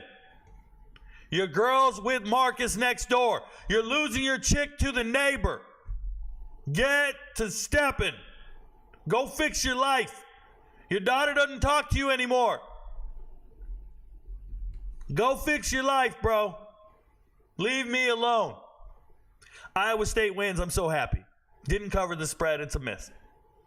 Shout out to Iowa State. Got to stop the big runs. RJ Harvey went out there and broke for like an 80-yarder. A lot of big runs. By the way, it's really hard to predict 2 pick sixes. You want to know why Iowa State didn't cover the spread? They threw 2 pick sixes off of ricochets. It's hard to predict that, bro. I'm good. I ain't that good. Nobody is. You ain't sitting around going, you know what? Hey, guys, I want you to bet on defensive touchdown. I think UCF's going to score a defensive touchdown, and I've never heard that in my life. And whoever's saying that shit, get away from him, bro. Get away from him. Some ain't right. Dude's got 3 nipples. Get away from him. I'm just letting you know. Virginia Clemson. Bad beat. Bad beat. Virginia covers this spread, backdoors us, but Clemson's still dominant. Clemson's still putting up 48 points in the ACC. They're putting up 40 plus. Bad beat for me. I told you Phil Maffa. Get a load of this. I told you guys, Phil Maffa. The sports books. Vegas thought he was going to rush for 140 yards. That's when you started getting plus money on Phil Maffa. I said, no, I'm not going to tell you guys bet on him for 40. I put it on the chart. I said Phil Maffa plus 80. I went to 80. He ends up with 78. Rico doesn't know. Vegas knew. Rico didn't know. No, they didn't. What don't you guys understand? I am picking a lower increment. Vegas had him at 140. I had him at 70, 80. I missed by 2 yards. You guys don't even understand how to read this shit. It bugs me. Shout out to Virginia for the backdoor cover. You beat me. Notre Dame, I told you it was a lock. I don't care who the starting quarterback is. You lost points if you didn't pay for it on Sunday. Remember, I do an early video. I do an early charts video on Sundays for the MVPs, and I give you these predictions. I was on Notre Dame as a lock over Georgia Tech way earlier in the week when it was like 8.5 points. Then before the game started, they said Zach Pyron's going to be the starter. Aaron Philo's going to be the backup. Shout out to his pops, Rob. Reached out to me on Twitter and let me know. But Zach Pyron played well. Doesn't matter. Notre Dame's better. And we knew that was happening. A&M, Mississippi State. You already saw an MVP talk about it. Van Buren went out there, threw great, threw 3 touchdowns. They looked competitive in this game. Obviously, A&M is superior. Doing less with more. Doing less with more. A&M should be even better. They're still a top 15 team. They're still getting it done. Mississippi State's playing above their weight limit right now. They're doing great. Good for them. Hey, shout out to Jabri Barber. Jabri Barber was, I want to say, a 999-yard receiver. I want to say a 1,000-yard receiver, but I think it was a 999 last year at Troy. Transferred to A&M, been injured, showing up, playing a good game. It's just him and Colin Lacey are kind of similar to me, the Louisville guy. Both of them are really cool little dudes who zip it and go. And shout out to him. Next game. What's up? I told MVPs don't bet on this game, and many of them did. And I just thought, there's no need to get greedy. Indiana's my team. I believe in them. They're going to go out there and do it. So the only thing I'm disappointed with Indiana in this game is Justice Ellison deserves more than 9 carries. I understand they got 4 running backs that they trust. Justice Ellison is a complete stud. When you look at a running back like Cooley at Liberty, yeah, he's at Liberty because he couldn't start at Wake Forest because Justice Ellison was the starter there. So Justice Ellison is an amazing running back, an elite running back, and he keeps having to share carries. And here he goes, 9 carries, 105 yards, 2 touchdowns. I just think they need it. I wish they would utilize him more so I could depend on him and I could just say he's going to get a touchdown. But this is an offense hitting on all cylinders at all times. Now, this week, unfortunately, Rourke's probably not going to be in the game. He didn't play in the second half. It didn't matter. They still put up 28 points. But this particular week, they don't have him available. So it's just something to think about. He hurt his hand, and I hope he's better off moving forward. Shout out to Dylan Raiola, the true freshman, 5-star Patrick Mahomes doppelganger. He's just a fat Patrick Mahomes. This guy went out there and threw 3 interceptions. He was doing an Anthony Richardson impersonation. He threw 3 interceptions. He looked terrible when it really mattered. But I'm glad he worked with Patrick Mahomes, personal quarterbacks coach, on the bye week. That really paid off. That really helped him. No, dude, stop worrying about your rear knee and keeping it bent. The bullshit I see online, bro. The stuff these guys do for clicks. It's crazy. I'm talking about content creators just trying to hype it up. I saw one of my boys, quarterback 1. He's got 1 million followers on TikTok. He follows me. We talk, whatever. He said, hey, Rico, man, I predict Dylan Raiola, Nebraska's going to beat Indiana. I'm just... Guess you don't study football, bro. Indiana. I'm the only guy. And I saw somebody say there's other content creators online who claimed Indiana is going to be great. Yeah, no, they didn't. No, they didn't. Those guys have shown up in the last 2 weeks, last 2 to 3 weeks, trying to tell us Indiana's any good. I've been talking about Indiana since March, and it's not a game. Date stamped and posted. Get to Patreon. Search Indiana. Get to Patreon. Go to RicoKnows. Go to my homepage, search Indiana. Ask the MVPs. Nobody's been talking about Indiana all season. Only me. I will not accept that bullshit from anybody else. K-State, West Virginia. West Virginia has the worst secondary in America. Go back and watch all the tape. Every team can throw and do whatever they want to West Virginia. West Virginia has no secondary, and I think it's scheme-driven because the players are good. Like the corners and the safeties, they're talented. The scheme, something's wrong. And people are taking advantage of it and dominating. And here we have Avery Johnson going out here and looking like Kurt Warner. It's fucking crazy. 298 yards, 3 touchdowns. This is a dude that can't throw like that. And he did. And K-State's embarrassing these dudes. Nuts. To think that K-State's 6-1 and the only loss is them getting throttled by BYU. It's a little weird. Shout out to K-State, Chris Kleiman doing a great job coaching. And Neil Brown, your days might be numbered if this team is going to perform like this the rest of the year. Remember, I had West Virginia winning 6 games, 7 if they're lucky, and this was a game they were supposed to be competitive and winning, and they not a chance. Speaking of being competitive and win, bro, Brady Cook, Missouri, beating Auburn. Brady Cook went to the hospital and came back. Say what? Brady Cook went to the hospital and came back. He's like that annoying ex-girlfriend that you can't get rid of, bro. He came back. Led him to victory. Legacy drives. We were on Missouri to cover the spread. It was a beautiful thing. Beautiful thing. Coming back to win that game.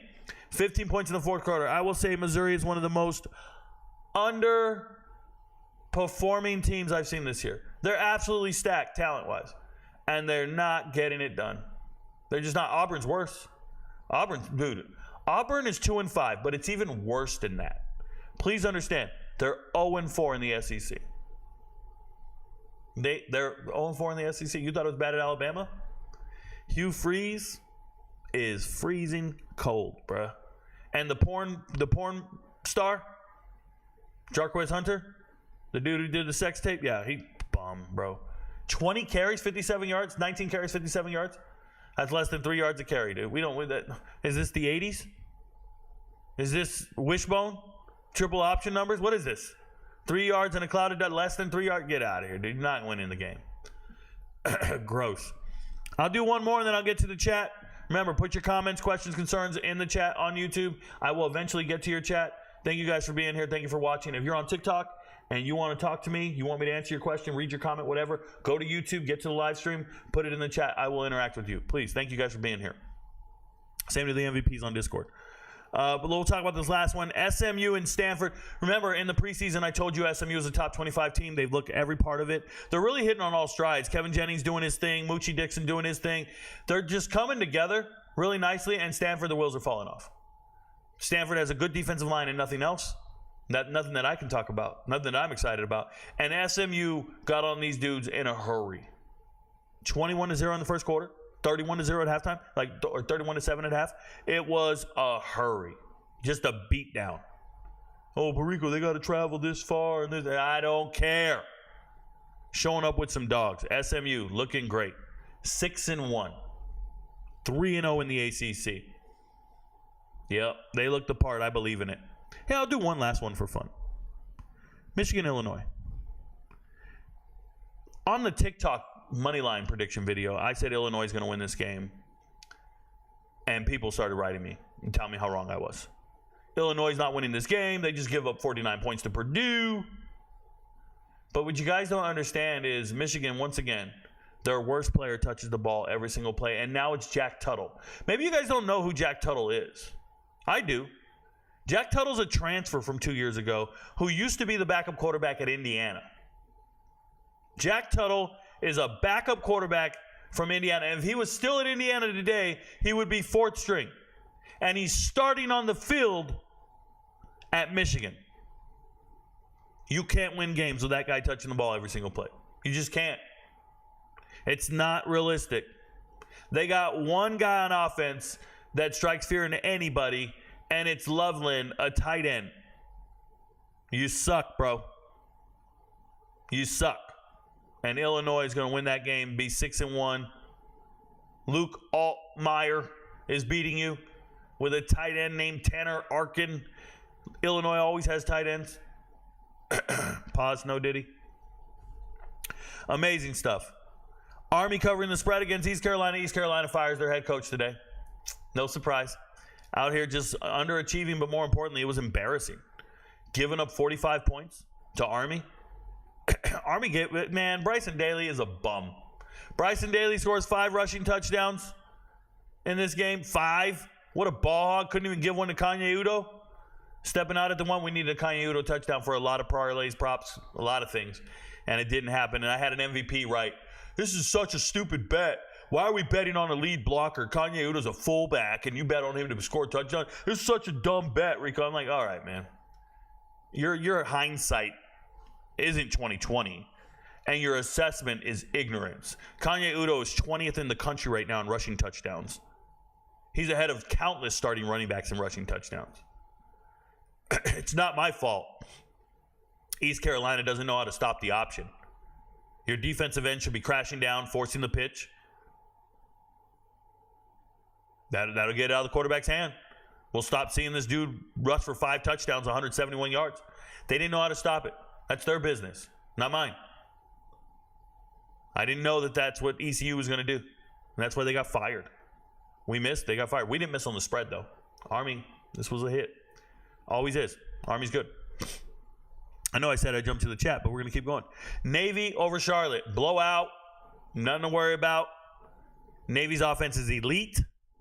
The team is great. I think Navy's better than Army. I think Navy is a real problem.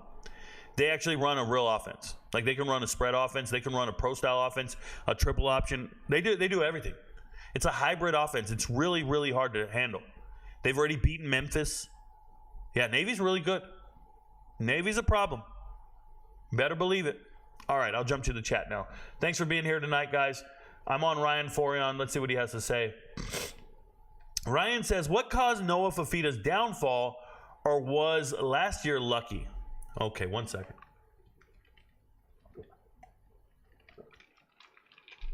So, last year at Arizona, what was lucky was continuity. You had a head coach, an offensive coordinator, starting wide receivers, and a quarterback who had all been together for like 3 years.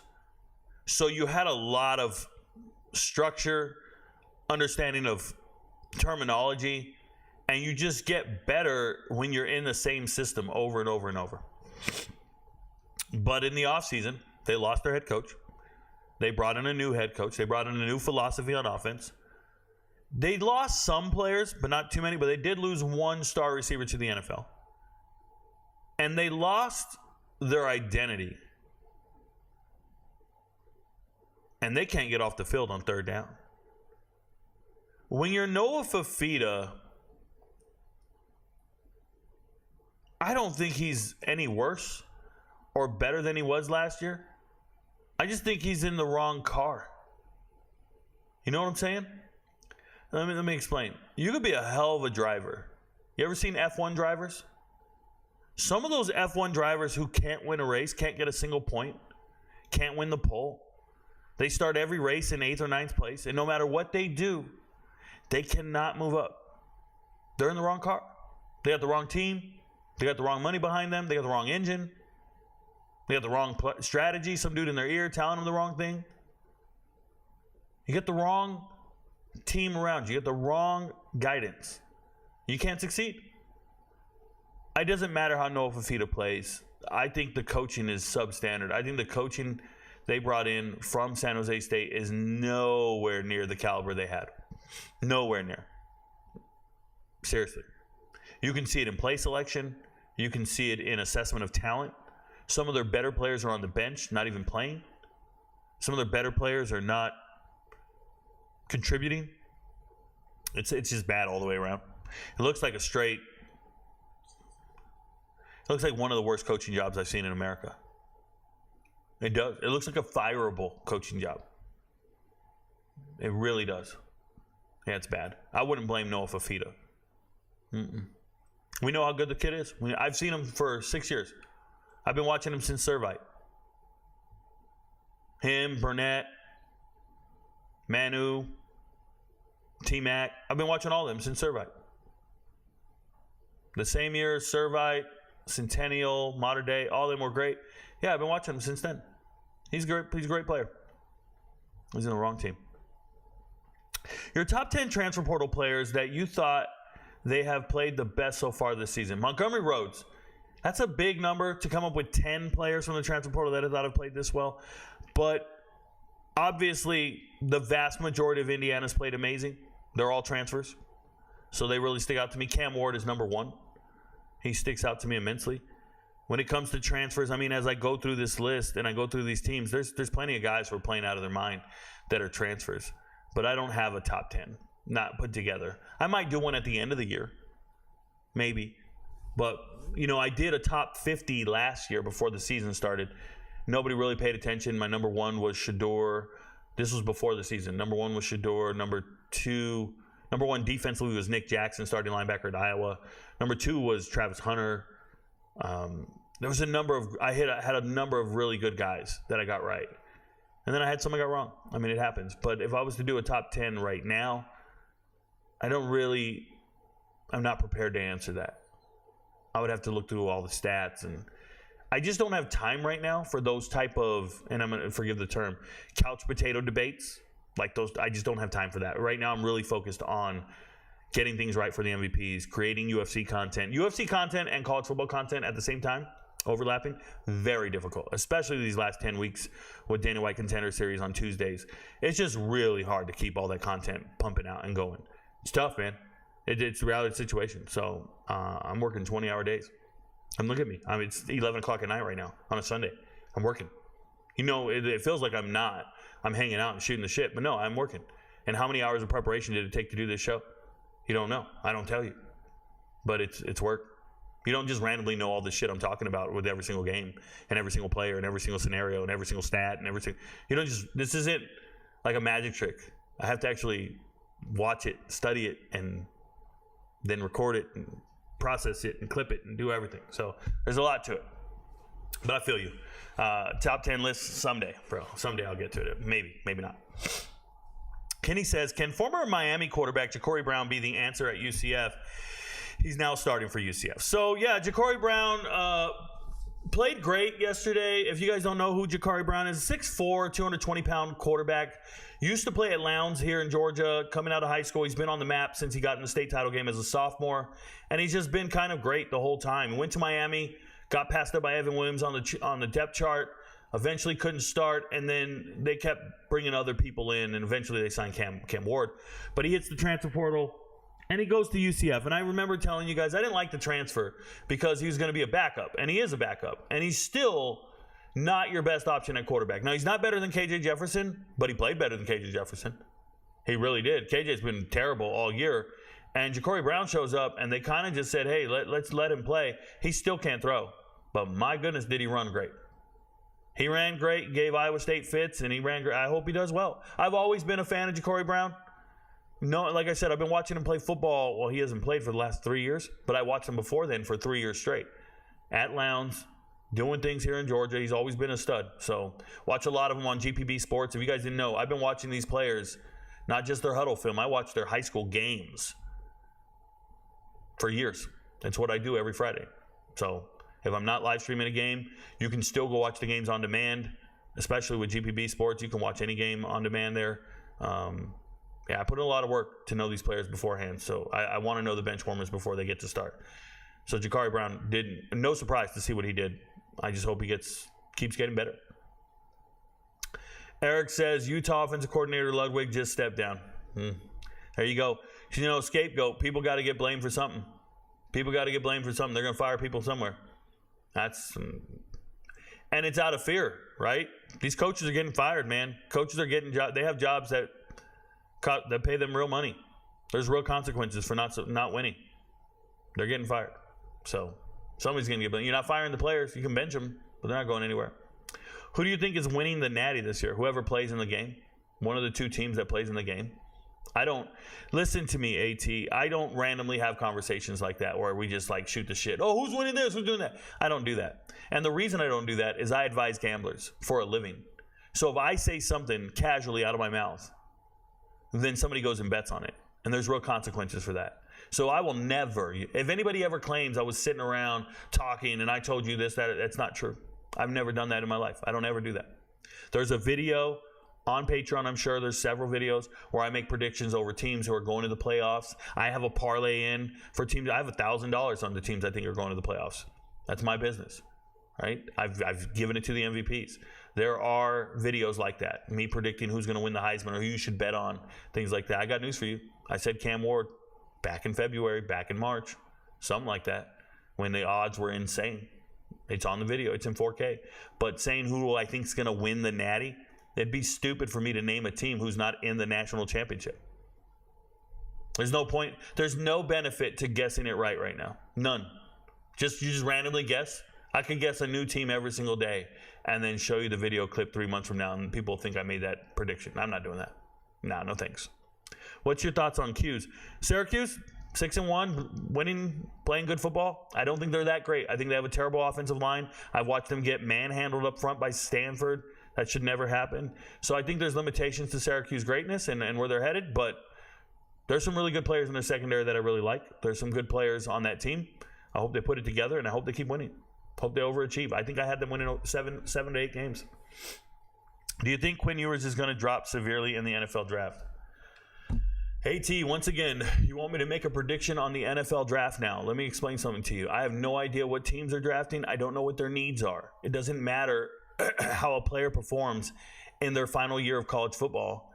Players are drafted on their potential, and they have already predetermined who they're drafting before this season. They don't even care how they perform.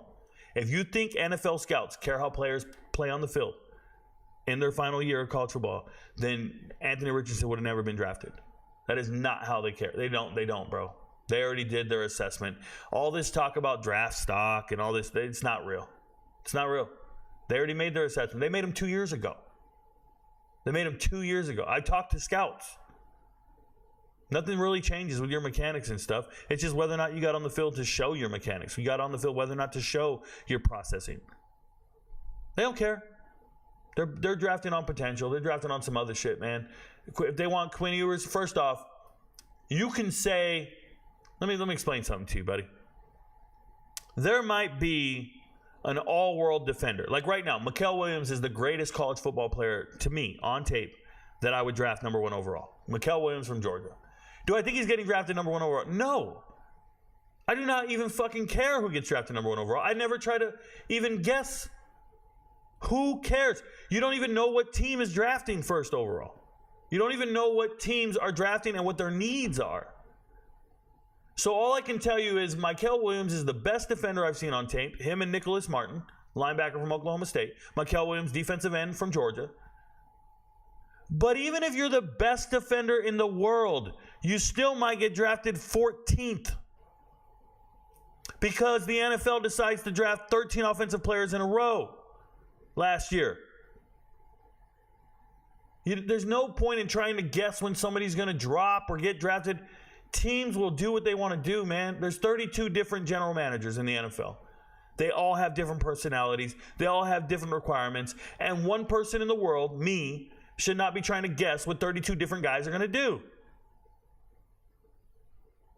Don't give a fuck. Do you think Will Howard is raising his draft stock? AT, please stop asking me questions. Is USC and Lincoln Riley falling apart after another Big Ten loss? I don't know if they're falling apart, but they sure as hell didn't finish that game in the fourth quarter. They definitely lost that game. Falling apart, are they fighting on the sideline? Are they arguing on the internet? Are they taking jabs at one another online? Is the offensive coordinator getting fired? Defensive coordinator? No. Falling apart is when you see it ripples in public, when you see it rippling out of that locker room. That would when you start seeing something falling apart. It's got to start shaking somewhere. I don't see it shaking. You just lose. Somebody's going to lose every week, bro. I got news for you. 70 games, 35 teams are losing, 35 teams are winning. Pretty normal. Just something to think about. Mike Schmidt says, excited to vote for Donald Trump November 5th. Congratulations to you, Mike Schmidt. I'm not political. I don't talk politics, but thank you for bringing it up.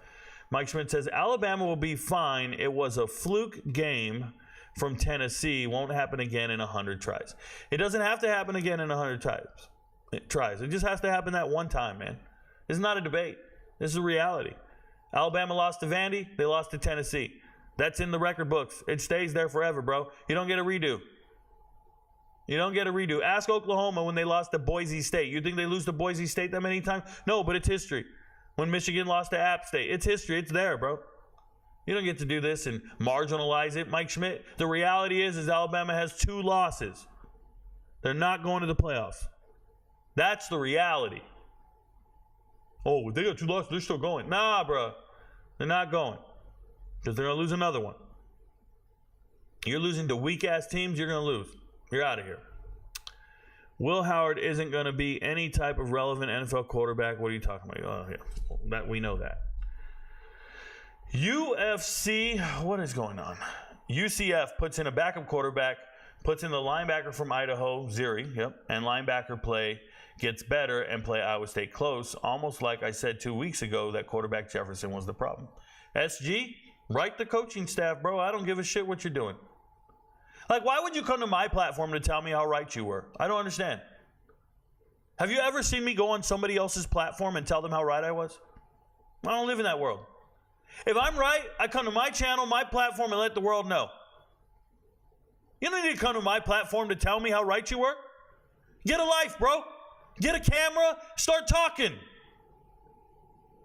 I'm self-made. Do the same thing. You don't need to come over here and tell me some shit.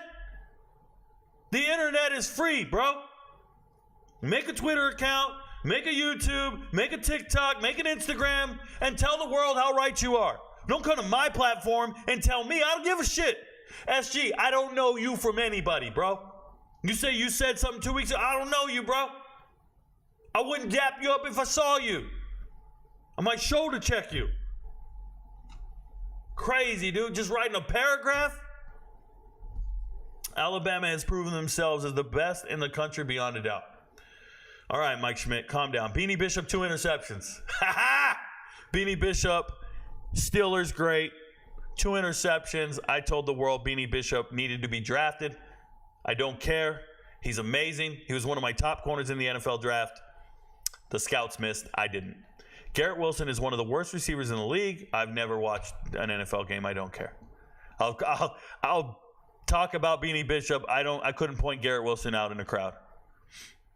How close is the game if Garrett Green plays the second half? And did West Virginia commit too much trying to stop Giddens, leading to easy passing yards. Well, no, they obviously didn't stop Giddens. He still scored touchdowns as well. No, West Virginia is just not ill-prepared to win games. They're not stopping anything. It's just bad. It's just bad football. It's the reality of the situation. If Garrett plays, they have a better chance. Yeah, sure. Every team does if you keep your starters in. It is what it is. Thought on Tim Beck finally pulling the trigger, benching Vasco for Kim. Lost, but was refreshing to see the offensive move the ball for the first time in a game and a half when Kim is in. Zach Capps, great comment, great question. If you guys don't know what he's talking about Coastal Carolina. They've been struggling, supposedly. They were struggling in this last game with Vasco. Vasco actually played like an all-time career game like 2 weeks ago. And then he has a tough game, and then they finally bench him for Noah Kim, the Michigan State transfer. And Kim comes off the bench and gives them some life. What I would tell you, though, Zach, is this. First off, I'm not very high on Tim Beck. Former North Carolina offensive coordinator, became a head coach last year. You had the Sun Belt Player of the Year on your offense, and you didn't keep him the Sun Belt Player of the Year. And now he's gone. Grayson McCall. What I think the issue is, and people need to understand this and listen to me very carefully. When you see a backup quarterback get in the game and start moving the offense and give them life, do you think that's the first time that's ever happened? Like, do you think the backup quarterback is so bad at practice that the coaches look around and go, hey, man, put him in. Let's see what he's got? I don't think that happens. I think what happens is he's playing really well at practice, very comparable to the starter. And once the starter goes out there and stinks it up a little bit, they go, hey, man, that kid's been hot all week. Completing all his passes. He knows the offense. He can do this. Let's give him a shot. And they put him in, and he performs beyond their expectations. So it's a couple things, right? When you see a starter go out there and throw 3 interceptions and not get benched, it's because they know the guys on the bench are not better than the starter. They've seen it at practice every single week. But when you see a backup come in and outperform the starter and give the team a spark, you can think to yourself, okay, he's better. But here's what I want to ask you. How long? How long has Noah Kim been better than Vasco? Like, how long has he been dominating at practice, or at least looking the part to where the coaching staff gives them a shot on the field? Because it's not the first week. It's not like it happens one day and then they believe in you. You have to consistently be better than the starter over and over and over until they finally kind of look at each other and go, man, we got to go with this kid. I bring this up because in my expertise in this regard, I study football teams for a living. I study coaching staffs for a living. The biggest indicator of a substandard coaching staff is better players not being on the field. Like, they start the wrong players. You'll see it all the time. You see a guy transfer, couldn't play at one school, he's a superstar at the next school. It's not a magic trick. It's the other team misevaluated his talent.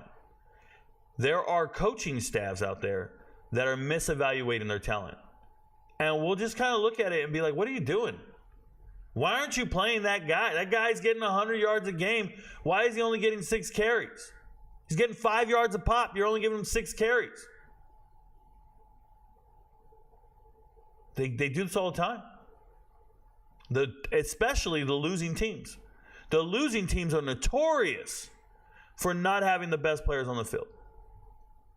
And it's like a missed assessment of talent by the coaching staff. Remember, these are human beings. Some of these guys, this is their first time ever doing this job. Tim Beck, first-time head coach. Some of those position coaches, first-time position coach. So when you rely on a position coach who's never done the job before, and you say to him, all right, who's starting this week? And he tells you who's starting, and he doesn't have the right players on the field. They're better players on the bench. Have you seen Jacksonville State? They came out of the spring, and they said Logan Smothers was the starting quarterback. I started screaming. It's the worst quarterback in America. 2 weeks later, he's benched. They assessed the quarterback room wrong. And they lost games early in the season because of it. So when you look at Coastal Carolina, I think they're assessing certain talent wrong. So running back position, wrong. Certain wide receivers, wrong. It's happening at Charlotte right now. It happened last year at Charlotte. Their fourth-string running back, Hassan Williams, did not rush a single game over 100 yards until he rushed for like 200-something yards, almost 300 yards in week 10 or 11. You got a guy on your bench that can rush for 300 yards? You're not letting him play? And today, Hassan Williams is their starting running back. All the three guys that started ahead of him, they're all transferred. They're gone. Because they couldn't start over him anymore. Because they finally saw that he could do 300 yards. This is happening with coaching staffs that don't know what they're doing. Everybody wants to believe these coaches are experts at what they're doing. Everybody wants to believe these coaches are great. They're not great. They're getting hired and they're ill-prepared for the job. And they won't be doing this job much longer. Some people will look at this channel right now. They'll be watching me right now. And they'll be like, Rico, what do you know, Rico? Oh, my God, Rico, why are you saying they're not good at their job? You're saying they're not good football coaches. Bro, I will be doing this job right here long after they're gone. Because they're not good at their job. The ones who are good at their job will be doing this job as long as I'm doing mine. Because I'm good at my job. They're not good at their job. It's a reality. So when I sit here and tell you, I can see a coaching staff and I can see certain position coaches and go, oh, that guy sucks. Doesn't evaluate talent correctly. You'll notice it. When you do my job, you'll notice it by the offers they give to certain players. You'll notice it by the way they assess players. They assess talent coming out of high school. Indiana wide receivers coach is amazing at assessing talent. You know why? Because he gave a 3-star LeBron Bond an offer out of Murray in Virginia, out of Murray High School. That dude is NFL caliber. They didn't care how many stars he had. They don't need the recruiting sites to tell them. That dude is going to Indiana. 3 stars. Jordan Allen going to Louisville. 3 stars. You just know it. There's a 3-star running back offered by Georgia right now. I went to go watch the tape. I started laughing. He's a 5-star player. Recruiting website said he's 3 stars. I watched the tape. I go, oh, that's a 5-star. Georgia running backs room. Georgia offensive coordinator. These guys know how to assess talent. Louisville wide receiver room knows how to assess wide receivers. So there's certain position groups that know what they're doing. Tim Beck's not one of them. That's real. Noah Kim should have been your starter if he's doing that well. Aaron Goshek says, does Diego Pavia have pro potential? No. End of conversation. Kairos MMA says, I am a Notre Dame hater. I need that upset from Navy. That'll be cool, man. We won't be betting on it, but I'll be cheering for it. Sure, I'll cheer for it. No problem. That's a good one. I'm not a hater of Notre Dame, but I'll cheer for it. West Virginia is really missing Beanie Bishop. Was one of Rico's favorite players this past NFL draft cycle. Thank you, Connor. Primarily for his 20 passes deflected. That is correct. By the way, tonight he's picked off Aaron Rodgers twice. Who can't pick off Aaron Rodgers? That dude's old as hell. Rico knows I didn't forget. You never forget, Connor. Thank you so much. Speaking of Arizona, I bet a lot of them regret not jumping in the portal. Maybe, maybe not. You don't know. You don't know. There's a lot of reasons to pick a school, and sometimes it doesn't even have anything to do with results of football. It could be your significant other, your degree, your affiliation with fraternity. Remember, it's a 50-year commitment if you're a graduate from certain schools. It doesn't have to be wins and losses. It's not measured by wins and losses. Nah. Ask Joe Thomas. Prawn Mark says, Rico, goat, goat, goat. Thank you. I'm the GOAT. I try my best, man. I appreciate you supporting me. I appreciate you. Do you like Indiana's backup quarterback since it looks like Rourke is going to be out this week? Noah Stitham.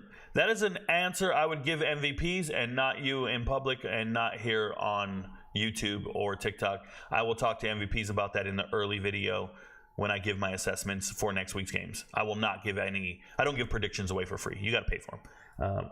That's the reality of the situation. But thanks for the question. Thoughts on Noah Williams? No thoughts on Noah Williams. Like none. Thoughts on Robert Livingston as a first-year defensive coordinator? Montgomery Rhodes, I think he's doing really well. I think he's figured it out. He's getting the most out of his players. I will say that it's hot and cold. I think it's good one week. It's not good the next. It all depends. And I don't know if that's indicative of him or substandard offensive play by the other team, right? I don't know. I want to tell you that when I look at Arizona, for example, their offensive scheme has been terrible all season. They have not finished drives. They have not been getting touchdowns. Go look. They're probably lead the country in field goals, shit like that. Like, they just look terrible. So when you see a team like Colorado beat Arizona, is it the defensive coordinator or is it just how bad Arizona is? I'm still assessing that, I would say. I haven't come to a conclusion yet. The game just happened on Saturday. I got to go back and watch the tape again. I didn't get a chance to watch it Saturday or today, but obviously we were following the game. We were watching it while it was happening, but it's not like I sat down and studied the tape, which I will do. Typically, it's a Big 12 game. I do those on Wednesday. So Big 12 Wednesday games, I go over all of them again.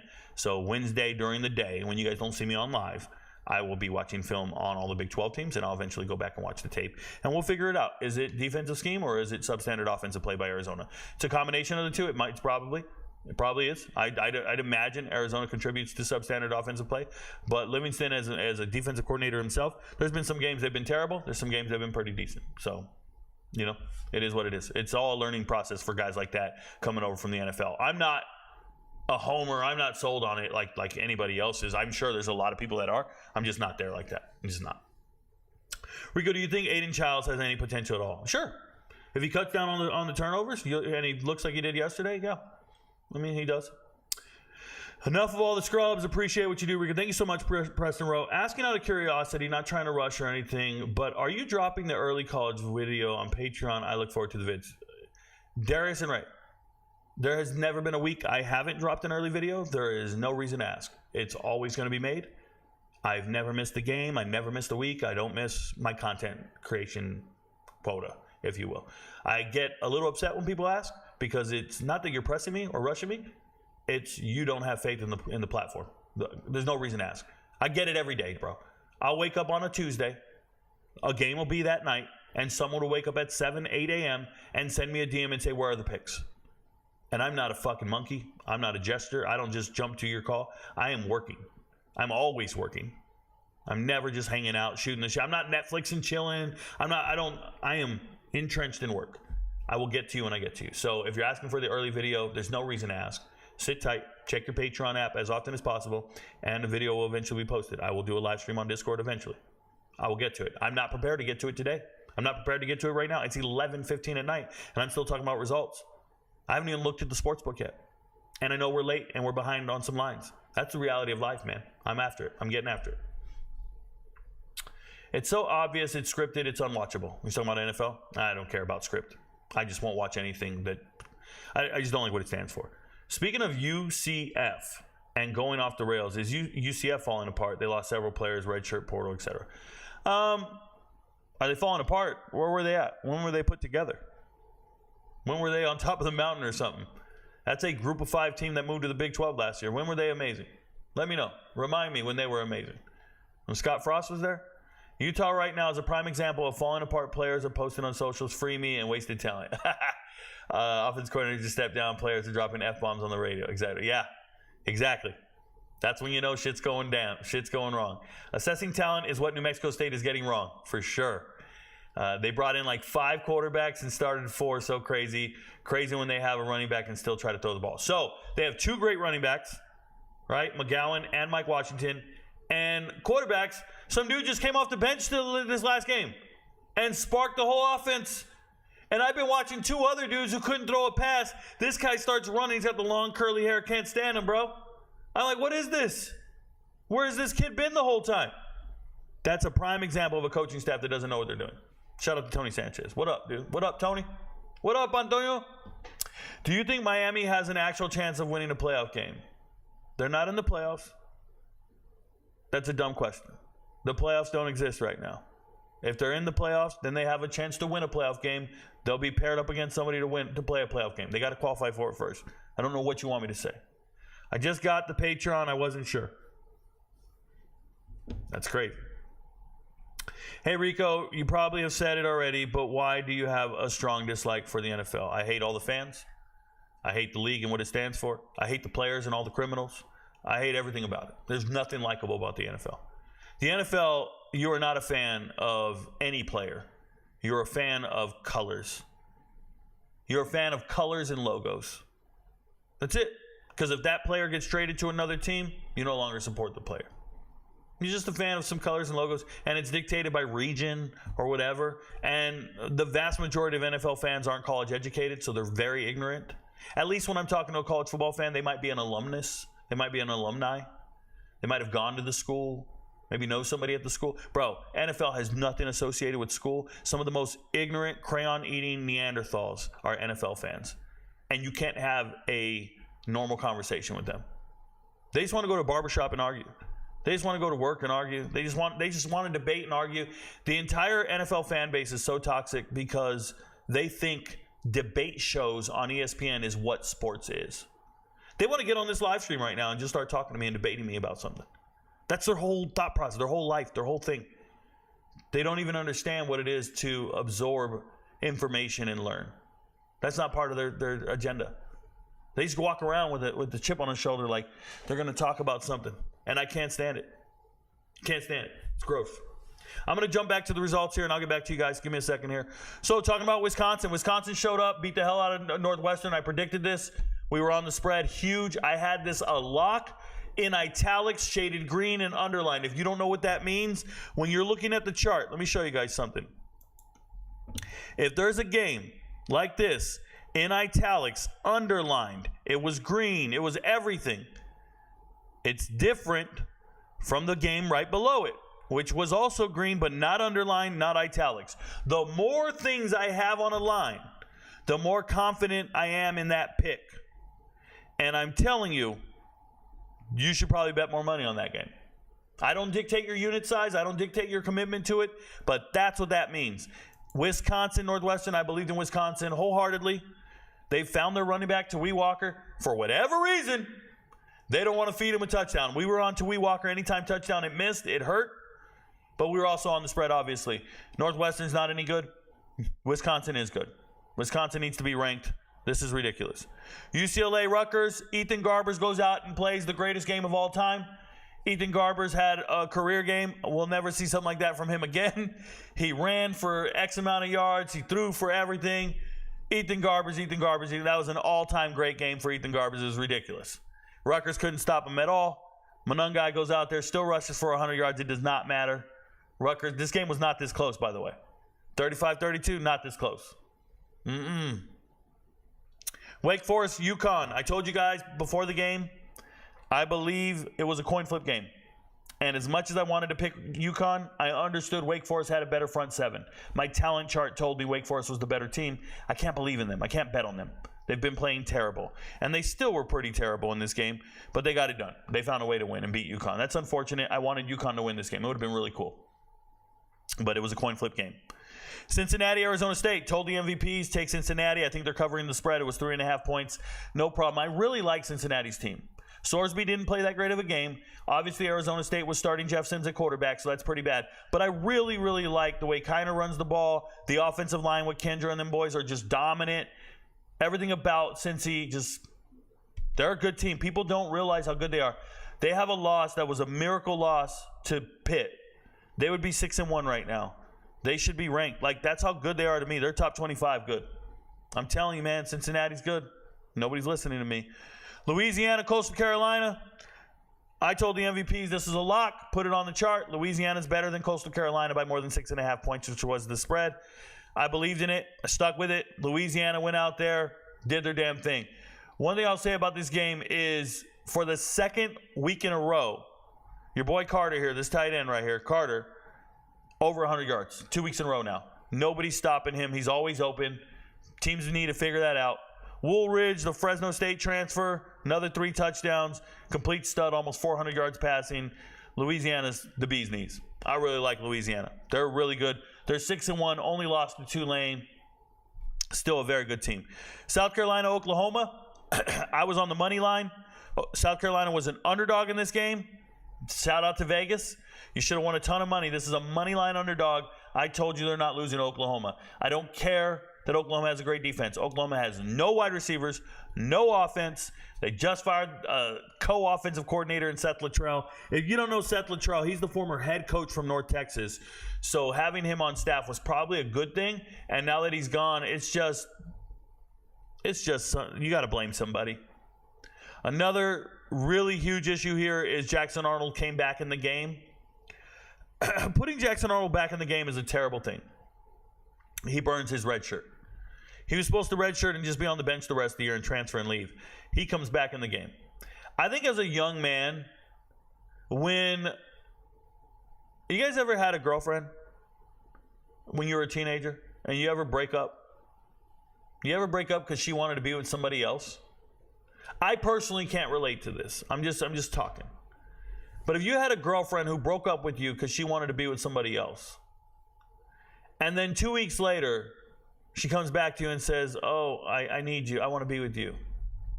What would you do? Some of you simp-ass motherfuckers, I know what you would do. You take her back. You go back and be with her because you have no other options in life.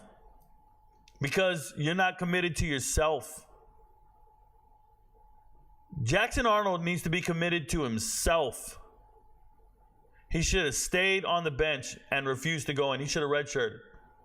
Keep your red shirt. Don't burn your eligibility. Not for this losing-ass team. They don't want you like that. They got rid of you. They benched you. Embarrassed you in front of America. Get the fuck out, bro. Roll out. Go be with somebody who wants to be with you. Someone who's never hurt you. Don't subject yourself to that ridiculous. It's a toxic relationship. And then they go and fire a co-offensive coordinator. I told you guys, Venables is the guy that needs to be fired. I told you he doesn't know how to assess talent. He's not a good coach. Rico, you don't know more than him. There's a TikTok video of me talking about Oklahoma and telling you it was a mistake to bench Jackson Arnold. And everybody said, this didn't age well. This isn't going to age well. You don't know what you're talking about. Bro, I know exactly what I'm talking about. I've seen this too many times.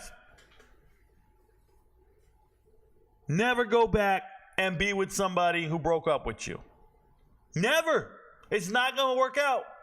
Because the first little hiccup, we're gonna go right back to that problem we had. You ever been with somebody who cheated? Can never trust them again, bro. Phone keeps getting turned upside down. Keep hiding shit, coming home late. Start missing stuff, stepping outside to take phone calls. Oh, y'all got some shady behavior, bro. Ain't happened to me. But I've been the guy. I've been that guy. I know what it is. I'm just letting you know. Jackson Arnold, you got cheated on, bro. You can't stay. You got to have some pride. You got to roll out. I would have saved my eligibility and told the coaching staff, pound sand, homie. You benched me in front of the world. Pound sand. Say what you want. Not going in. Seriously. Oklahoma sucks. South Carolina found a way to win. Was very dominant. Very impressive. Loved it. Called it. Good to go. Eastern Michigan, Central Michigan. Now, the talent chart told me Central Michigan's a better team. The reality is they're not. Their secondary's trash. And Cole Snyder gives Eastern Michigan an offensive advantage that they never had before. Cole Snyder, if you don't know, that's a transfer from Buffalo. He was the Buffalo starting quarterback last year, so he knows how to win in the MAC. Comes out here, throws for 300 yards, 3 touchdowns, gives Eastern Michigan the win. They're still very evenly matched teams. But shout out to Eastern Michigan. They're 5-2. 5-2 is a lot different from 3-4. Good luck. Good to them. Tulsa Temple. I picked Tulsa to win this game. I thought Temple's really bad. Temple starting quarterback Evan Simon, if you didn't know, he's a transfer from Eastern Michigan as well. Former starting quarterback up there. And he was, lost his starting job, ended up on the bench, all this stuff. But he's been throwing really well lately. 300 yards passing, 46 attempts. It's crazy. And then this kid Worthy was running the ball decent. But these are two really bad teams. Temple and Tulsa, bad. Speaking of bad teams, NC State and Cal. It's unfortunate the way Cal lost this game. If you guys don't know, Cal is now 0-4 in the ACC. Welcome to the ACC. And they just lost to an NC State team who is severely underperforming. NC State is not good, Bailey's not playing great. He had a good game here. Javion Thomas scored a touchdown early in this game because Jaden Ott was out, right? So they're going this. But I've told you guys, Cal has a terrible offensive line, and they have the worst kicker in America. So I told you Cal has the worst kicker in America, and in this game, they go and they use a different kicker. They use a freshman, true freshman kicker. They use this freshman kid. He's like 6'2", 200 pounds. Homie makes 3 field goals. And now the game's on the line. It's 24-23. And he's got to make a 20-yard field goal. 20-something yard field goal. It'll be his 4th field goal of the day. And he misses the game-winning field goal. Wow. Special teams at Cal sucks. Cal, as a team, sucks. Just letting you know. Kansas-Houston. Kansas finally decides to show up and play the way we've been expecting them to. Houston's terrible, as usual. I predicted Houston would win only 4 games this year. Probably looking about right. 4 games or less, I think. And Kansas really disappointed me. They've been playing terrible all season. Then they show up in this game and play lights out. Congrats. Washington State, Hawaii. Hawaii, Timmy Chang, you're having it rough, bro. You're having it rough. Washington State, 6-1. They made John Mateer look like Johnny Manziel. They made him look like Johnny Manziel. John Mateer is good. He runs really good. He doesn't throw that great. Man, dude threw for 300 yards and 3 touchdowns. Come on now. It's a bit much. Do something, Hawaii. You know, they're like that guy that's playing dead on the ground. I'm like kicking him like, bro, move, do something. But yeah, John Mateer looking like Johnny Manziel. Speaking of Johnny Manziel, Old Dominion beats Texas State. Nobody saw this coming. Texas State was a 9-point favorite. And it's crazy. But I need to explain to you guys what's going on at Old Dominion and why they've been winning games and nobody's been paying attention. They've been winning games that nobody expected them to. They're 3-4 right now, so let's slow down a little bit. But they won this game, and no one expected them to win it. They got a quarterback, 6'2", 200-pound freshman. They've had injuries at quarterback. They've been trying to find the right quarterback. I think they found him. Speaking of Johnny Manziel, Colton Joseph can't throw really. Not really. But this 100-yard rusher is real, bro. Colton Joseph leads the team in rushing, 111 yards, a team with a terrible running back. Aaron Young doesn't get it done. Bryce Duke, transfer from Virginia Tech, not getting it done. A lot of these guys aren't. Dude, he's doing it. Colton Joseph, one-man show. And shout out to Texas State. You bum-ass dudes finally hand the ball off to Ishmael Mahdi 25 times. I can remember we bet on them just the other week, and they gave Ishmael Mahdi the ball 4 times. They were giving it to Torrance Burgess for 88 yards. They come into this game, and they finally give it to him. This is what I get pissed off about, is when these group of 5 coaches are so inconsistent with their offensive scheme, it bugs me. But shout out to ODU for pulling off the upset. I didn't see it coming. I was wrong in that regard. Shout out to Johnny Manziel. Colton Joseph. Remember the name. Dude's nice. Miami of Ohio. Beating Ohio. I saw this coming. I told you Miami of Ohio is a better team according to the talent chart.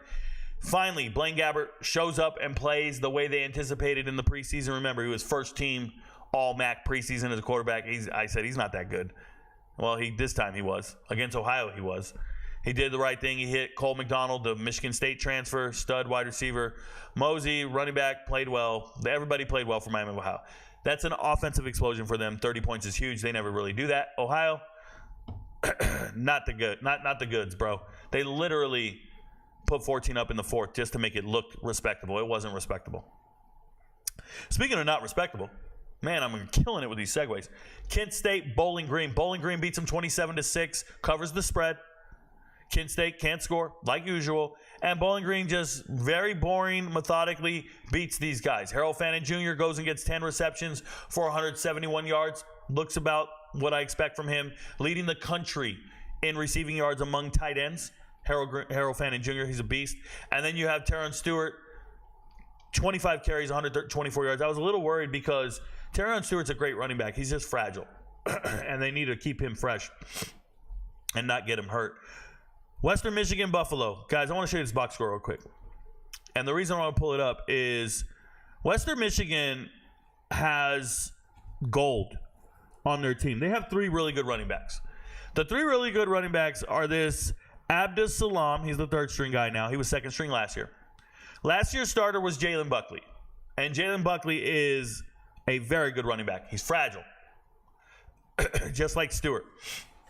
But oh my God, has Jaden Nixon taken over this running back room. Jaden Nixon, if you don't know, he was an Oklahoma State running back. Parents are track stars. He goes out here. He was backing up Ollie Gordon. He had a good breakout freshman year, and then he had to hit the transfer portal because Ollie Gordon took over all the carries last year, and he wasn't going to get any play. So he hits the transfer portal, and he shows up to Western Michigan late in the portal. Late qualifier. He was going to go to UMass. And then he flipped, and he comes over here, and they already have running backs. And he comes into this running back room, and he is so sneaky good now. I think it gives Western Michigan a really good opportunity to have, like, the best running back room in the MAC. Really, it's that good. These guys are studs. And I love Bowling Green's running back room, but these guys are studs. Hayden Wolf transferred in from ODU 2 years ago. Complete stud throwing the ball. Blake Bosma, one of the best tight ends in the MAC, doing great things in this game. 3 touchdowns. There's weeks he doesn't score any. The best player on this team is between Kenneth Womack and Anthony Sambucci as far as receivers go. These guys are both great. So what I'm trying to tell you is they have a good quarterback, great running backs, and stud receivers. And they still only won this game by 7 points. Because their secondary sucks. Their secondary is just hard to watch. I watch a lot of MAC football. CJ Ogbonna cannot be throwing for 300 yards on you. Buffalo, I told you guys in the preseason, there's a true freshman that I watched. He's from New York. I watched this Messiah Birch, and I believe in him. He wasn't in the starting lineup, but I think Messiah Birch is going to be somebody someday. And here he is. He's now in the 2 deep, getting carries, looking the part. Messiah Birch is special. Love everything about him. Another guy that's looking good, Lamar Sperling, same thing. Freshman being leaned upon. This is a very young team with stars in the future for sure. Shout out to Buffalo. But Western Michigan, pretty loaded in the running back room, just so you're aware. And then the snooze fest. Toledo, Northern Illinois. Told the MVPs I think Northern Illinois is winning this game. They're not. Toledo beat them. They couldn't do anything. I don't understand how Northern Illinois, they were playing with a backup quarterback in this game, but how do you go into a game against Toledo and throw the ball 46 times? Like, how? There's more than 46 plays because he also got sacked on some plays. Like, what are we doing? You have Williams, a 1,200-yard rusher, and you don't just keep feeding him the rock. He only had 16 carries in the game. You're not trailing like you got to catch up 20 points down. Stick to your game plan. Run the ball. Northern Illinois, you disgust me. I'll never support you. You're on my no-bet list for the rest of the year. Get off my TV, bro. Speaking of get off my TV, Trent Dilfer, you're the guy who should be fired right now. Trent Dilfer, 1-6 on the season, 0-4 in the American, and has no pulse whatsoever. Dude, South Florida came into this game with Bryce Archie, right? Is that who it is? Bryce Archie. Kid from Georgia here. I've been watching him play since high school. And I really like the kid. He transferred in. He went to Coastal Carolina first, transferred in last year, 2 years ago. They don't care. The guy attracted the kids over there, Kitna, throws for 384 and 2 touchdowns. You think he's lighting it up? Nah, man, that guy fumbled like 4 times in this game. I don't know how many he lost, but he fumbled almost every damn play. I'm watching it. I'm going, oh, my God. He just keeps dropping the ball everywhere. Killing drives with these fumbles. Gross, and gross again. Joyner had a good game. Singleton had a good game. South Florida winning with a backup quarterback like this is crazy. UAB is really bad. Speaking of really bad, I'm so mad at Florida Atlantic. You play your greatest game ever against North Texas, then you show up this week and can't even do anything to UTSA. UTSA sacked the hell out of Cam Fancher. Cam Fancher only rushed for like 30 yards. This is a great dual threat quarterback. And then UTSA, they're using this new running back named High Jr. Bro, where's Kavorian Barnes? Kavorian Barnes, former 800-yard rusher 2 years ago. He's not even here. Like, he's getting six yards a game or something crazy. I don't know what's going on. They're just using other running backs, doing other things. I don't know what UTSA is doing. Another coaching staff, just figure it out. Oh, McCown's throwing too much. That's Colorado transfer. Throwing too much. And they won the game. I can't even go there. Tulane didn't cover the spread against Rice. We don't bet on food, but Rice covered the spread. Congratulations. I believe in Rice's defense in the preseason. They've let me down all year. They come out here. Yes, E.J. Warner's going to always be a gunslinger and put up a bunch of yards. Kurt Warner's son, shout out to him. But Mekhi Hughes, 140 yards, good honest day's work. They didn't cover the spread, but they won the game. They're a good team. I don't know how to segue into they didn't win the game. They're a good team to USC Maryland. USC, late game collapse, embarrassing. You're up 14 points and you lose this game. That's embarrassing. That's crazy. I had USC on a 7.5 point spread. I believed in them and they didn't get it done. Billy Edwards slice and dice these dudes. 373 yards, 50 attempts. Maryland can't be beaten. Did I say? I didn't say Notre Dame. I said Maryland, right? I might have said Notre Dame. It's crazy, bro. Maryland is just, I don't know how they win this game, and they did. Maryland's bad, and they won this game. USC is 3-4. USC is 3-4, 1-4 in the Big Ten. USC, that coaching staff might be the most overpaid coaching staff in America. I need to know how much they get paid. I need to look it up. Colorado, Arizona. Talking to the MVPs before this game, I told you take Colorado money line. I didn't even want to hear about the spread. I told you take Colorado money line. It was on the chart. If you're looking in the money line talent chart predictors, it's right here. Colorado over Arizona, plus 136. I actually said it earlier in the week. If it was plus 136 at the kickoff, it wasn't. I think it was closer on the spread. But I just believed in Colorado over Arizona. I just thought they're hitting on all cylinders. I cannot fade Colorado in this regard, not a chance in hell. So we're going with Arizona, or we're going with Colorado. Yeah, and they showed up and made me look like a prophet by halftime, so I felt pretty good about it. Baylor, they finally show up and play lights out. A lot of what Baylor's doing right is Sawyer Robinson's now the starting quarterback, and once again, this is a coaching staff that should be fired because they've assessed their talent wrong all season long. DeQuan Finn coming in the transfer portal from Toledo should not have been the starting quarterback. That's why your record's 3-4. You were starting the wrong quarterback, and now you have a new quarterback in, and he's doing great things. You also have a freshman running back in Washington. Is he any better than Richard Reese? I don't know. Pendergrass? I don't know. You have amazing running backs in that room, and I just think they're in the wrong rotation, and they're doing the wrong thing. But in this particular game, Josh Cameron looked great. He was good on punt returns as well. Scored a bunch of points. And then Dre McCray lets me down. I think he fumbled twice in the game. This is a stud player that I believe in. Can't be fumbling like that. And some of their star players were missing for Texas Tech, I'm referring to. Coy Aiken not getting it done. Just no production from him. That's nuts. He's one of their best receivers, if not their second leading receiver, and nothing. It's fucking embarrassing. So, a lot of offense from Texas Tech. You put up 35 points, you should not be losing. You should not be losing by 24 points when you put up 35. You just shouldn't. Bad football for Texas Tech. And Baylor, congratulations. I still think your coaching staff is playing the wrong players. And outcomes like this are proof of that. New Mexico, Utah State. We knew the game was going to be high scoring.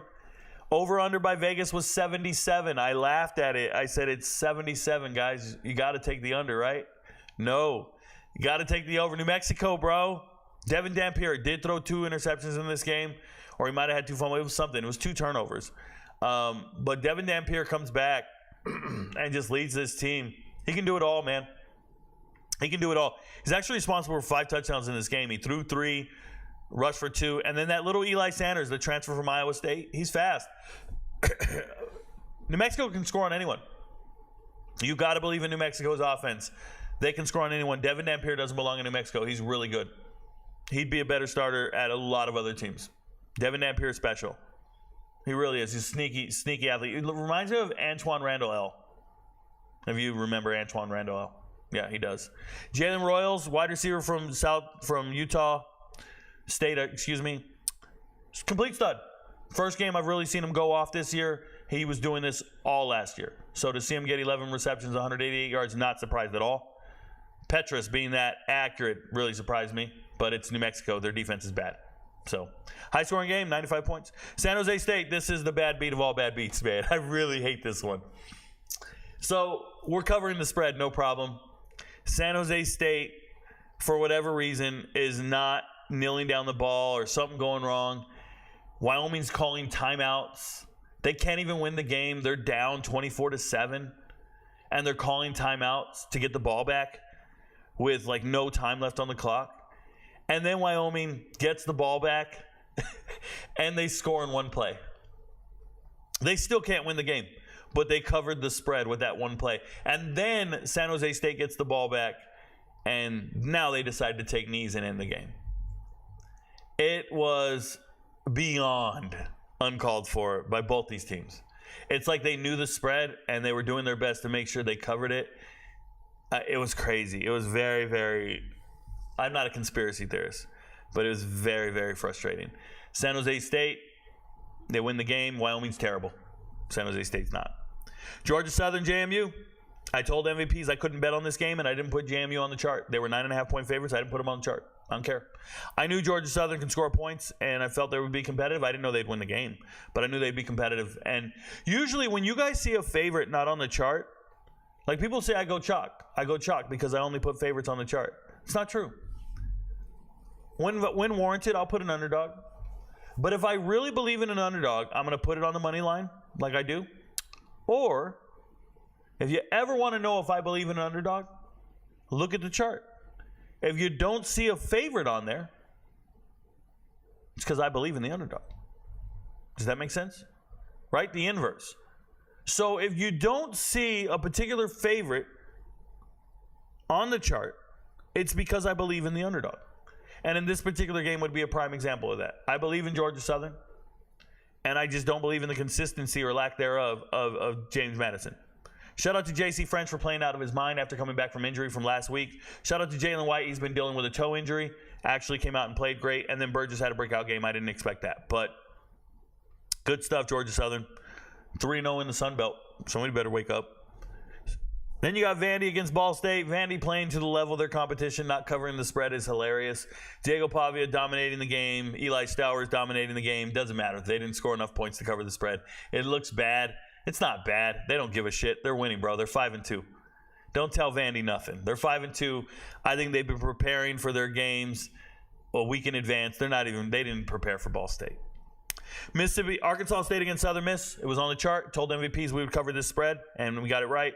Cover the spread handedly. Arkansas State's a better team than Southern Miss. Southern Miss is not good. They fired their head coach.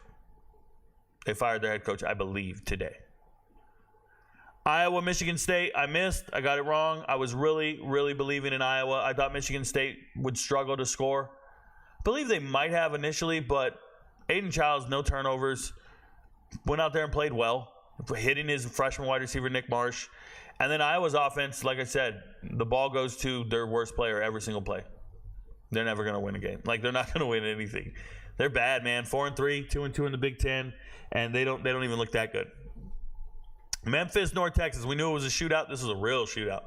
Real shootout. Shout out to Memphis. The thing that makes Memphis different this year is they actually have a running back. Mario Anderson Jr., the Newberry transfer from Division II Newberry to South Carolina last year, leading rusher at South Carolina. Now here at Memphis, and he's just a bowling ball, bro. He's just rolling around doing his thing. 22 carries, 183 yards, 4 touchdowns. Really impressed with Mario Anderson Jr. And shout out to North Texas because they went blow for blow with him, just like I expect North Texas to do.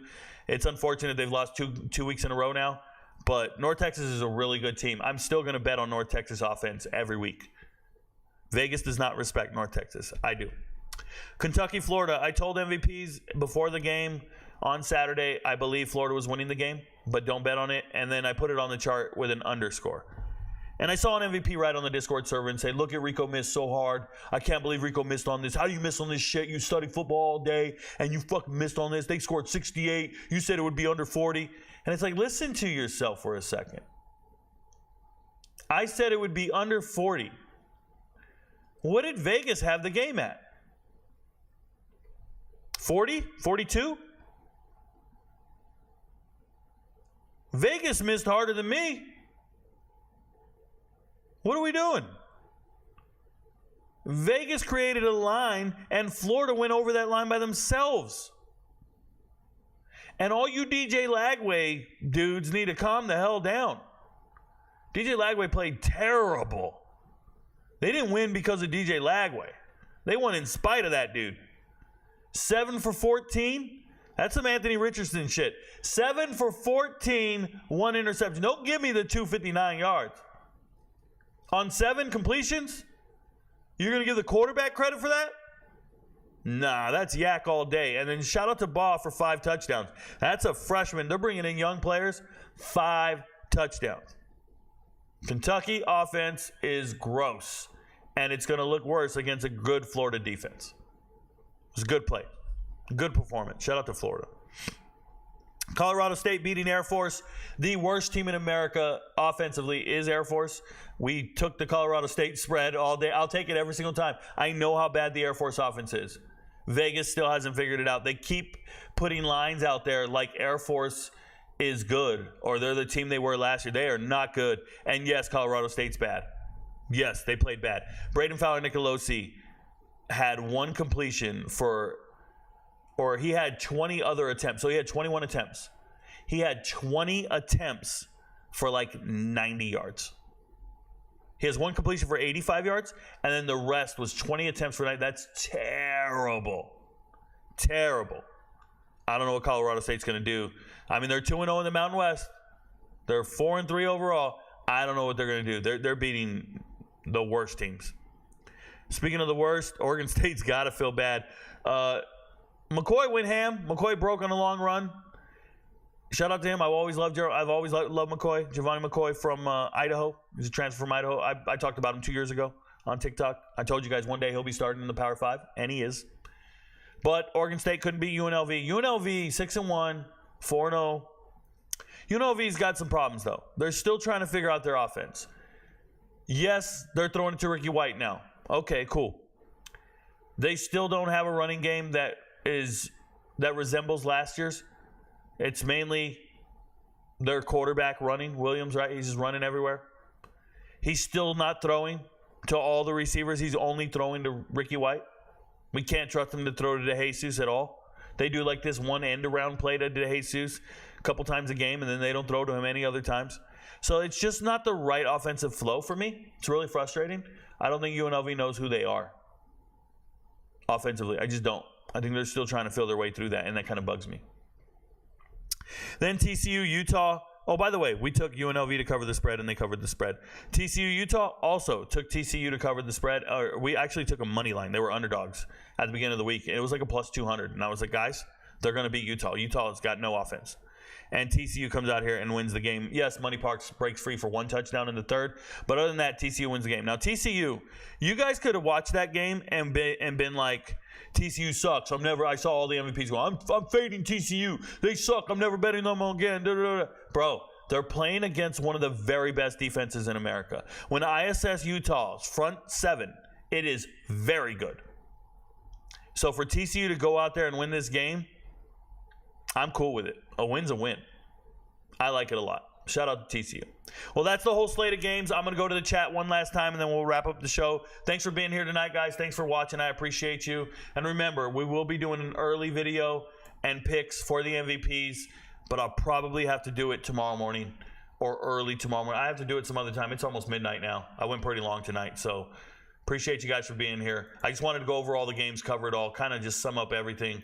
I'll go to the chat now one last time, answer your guys' questions, and we'll go from there. Is Texas in the top 3 for you? Prod Marks, I have a really hard time identifying 2 other teams better than Texas. Yeah, Texas is probably in my top 3. Yeah, they're ahead of Oregon. Austin Cronkite, I know in the past, he said he doesn't like how they hire criminals. Oh, well, yeah. You talking about the NFL? Yeah. You glorify criminals. You're gross. Hey, Rico, I've been a member for about a year now on Patreon. What up, Davis? Appreciate you, man. Just want to thank you for your analysis. I swept this past week. Congratulations, man. Shout out to you. I know this. My annual MVPs, we have MVPs who sign up for the whole year. You can do an annual membership as well as the month-to-month. The annual MVPs, the month-to-month guys, it's all the same. It's all love. If you're an MVP and you've been an MVP for multiple months now, I know that you believe in me. I know you believe in the process and what we're doing, and we're winning a ton of money. I mean, that's the reality of the situation. I don't even talk daily. I don't even talk about how accurate I am with UFC fights. I don't even bring it up every day. It'd be tiresome. I can bring it up every day if I wanted to. I can make my whole page only UFC. And I do college football for fun, for the guys. I love my life. Shout out to you guys. OU is terrible. Yeah, thank you for staying in the office. I'm like, shit tastes bad. Nugget Bummer says Cal could be 6-1 with a decent kicker. I don't know. I haven't checked. But they could definitely have won this game. And they've had a terrible kicker for a while now. Does everyone on FSU need to get on Indeed? Definitely not. Florida State has several NFL caliber players. Several NFL caliber players. Don't ever assume that losing football games means you're not any good and you can't play in the NFL. That's not what that means. No. There's one guy on Florida State not going to the NFL. It's Brock Glenn, and he touches the ball every single game. Does that mean the rest of the team is not NFL caliber? Not at all. It's just the quarterback turning the ball over and over and over. Getting sacked, not reading the right plays, doing things. It's not the whole team. The team is good. The players are good, I should say. Team isn't good, players are good. It's the way it is. I still can believe that New Mexico State AD still has a job. Yeah. There are better head coach candidates and we've taken that job for $600K. Shout out to you. Anthony Raimundo Barron is straight out of Las Cruces, and he hates the way New Mexico State's being run. Thank you for your service. I appreciate you, man. My pleasure, man. I'm getting paid for it. Thank you guys for being here. Thank you, everybody, for believing in me. Sorry I didn't put on any intro music. I didn't put any outro music on. I didn't have my rolling ticker or anything. Just remember, your friends don't know, but Rico knows. I'll talk to you guys next week on the Results Show. If you want to know who's going to win the games, please become an MVP. I pick every game against the spread, provide about 100 props every single week, if not more, and we really get after it. And we pick UFC fights every single week. MVPs, they eat. They win so much. If I wasn't winning and they're not winning, they would be in the chat and tell you. People are paying for this. They would be in the chat and tell you. We have over 5,000 members for a reason. Come find out why. Your friends don't know, but Rico knows. Peace, y'all.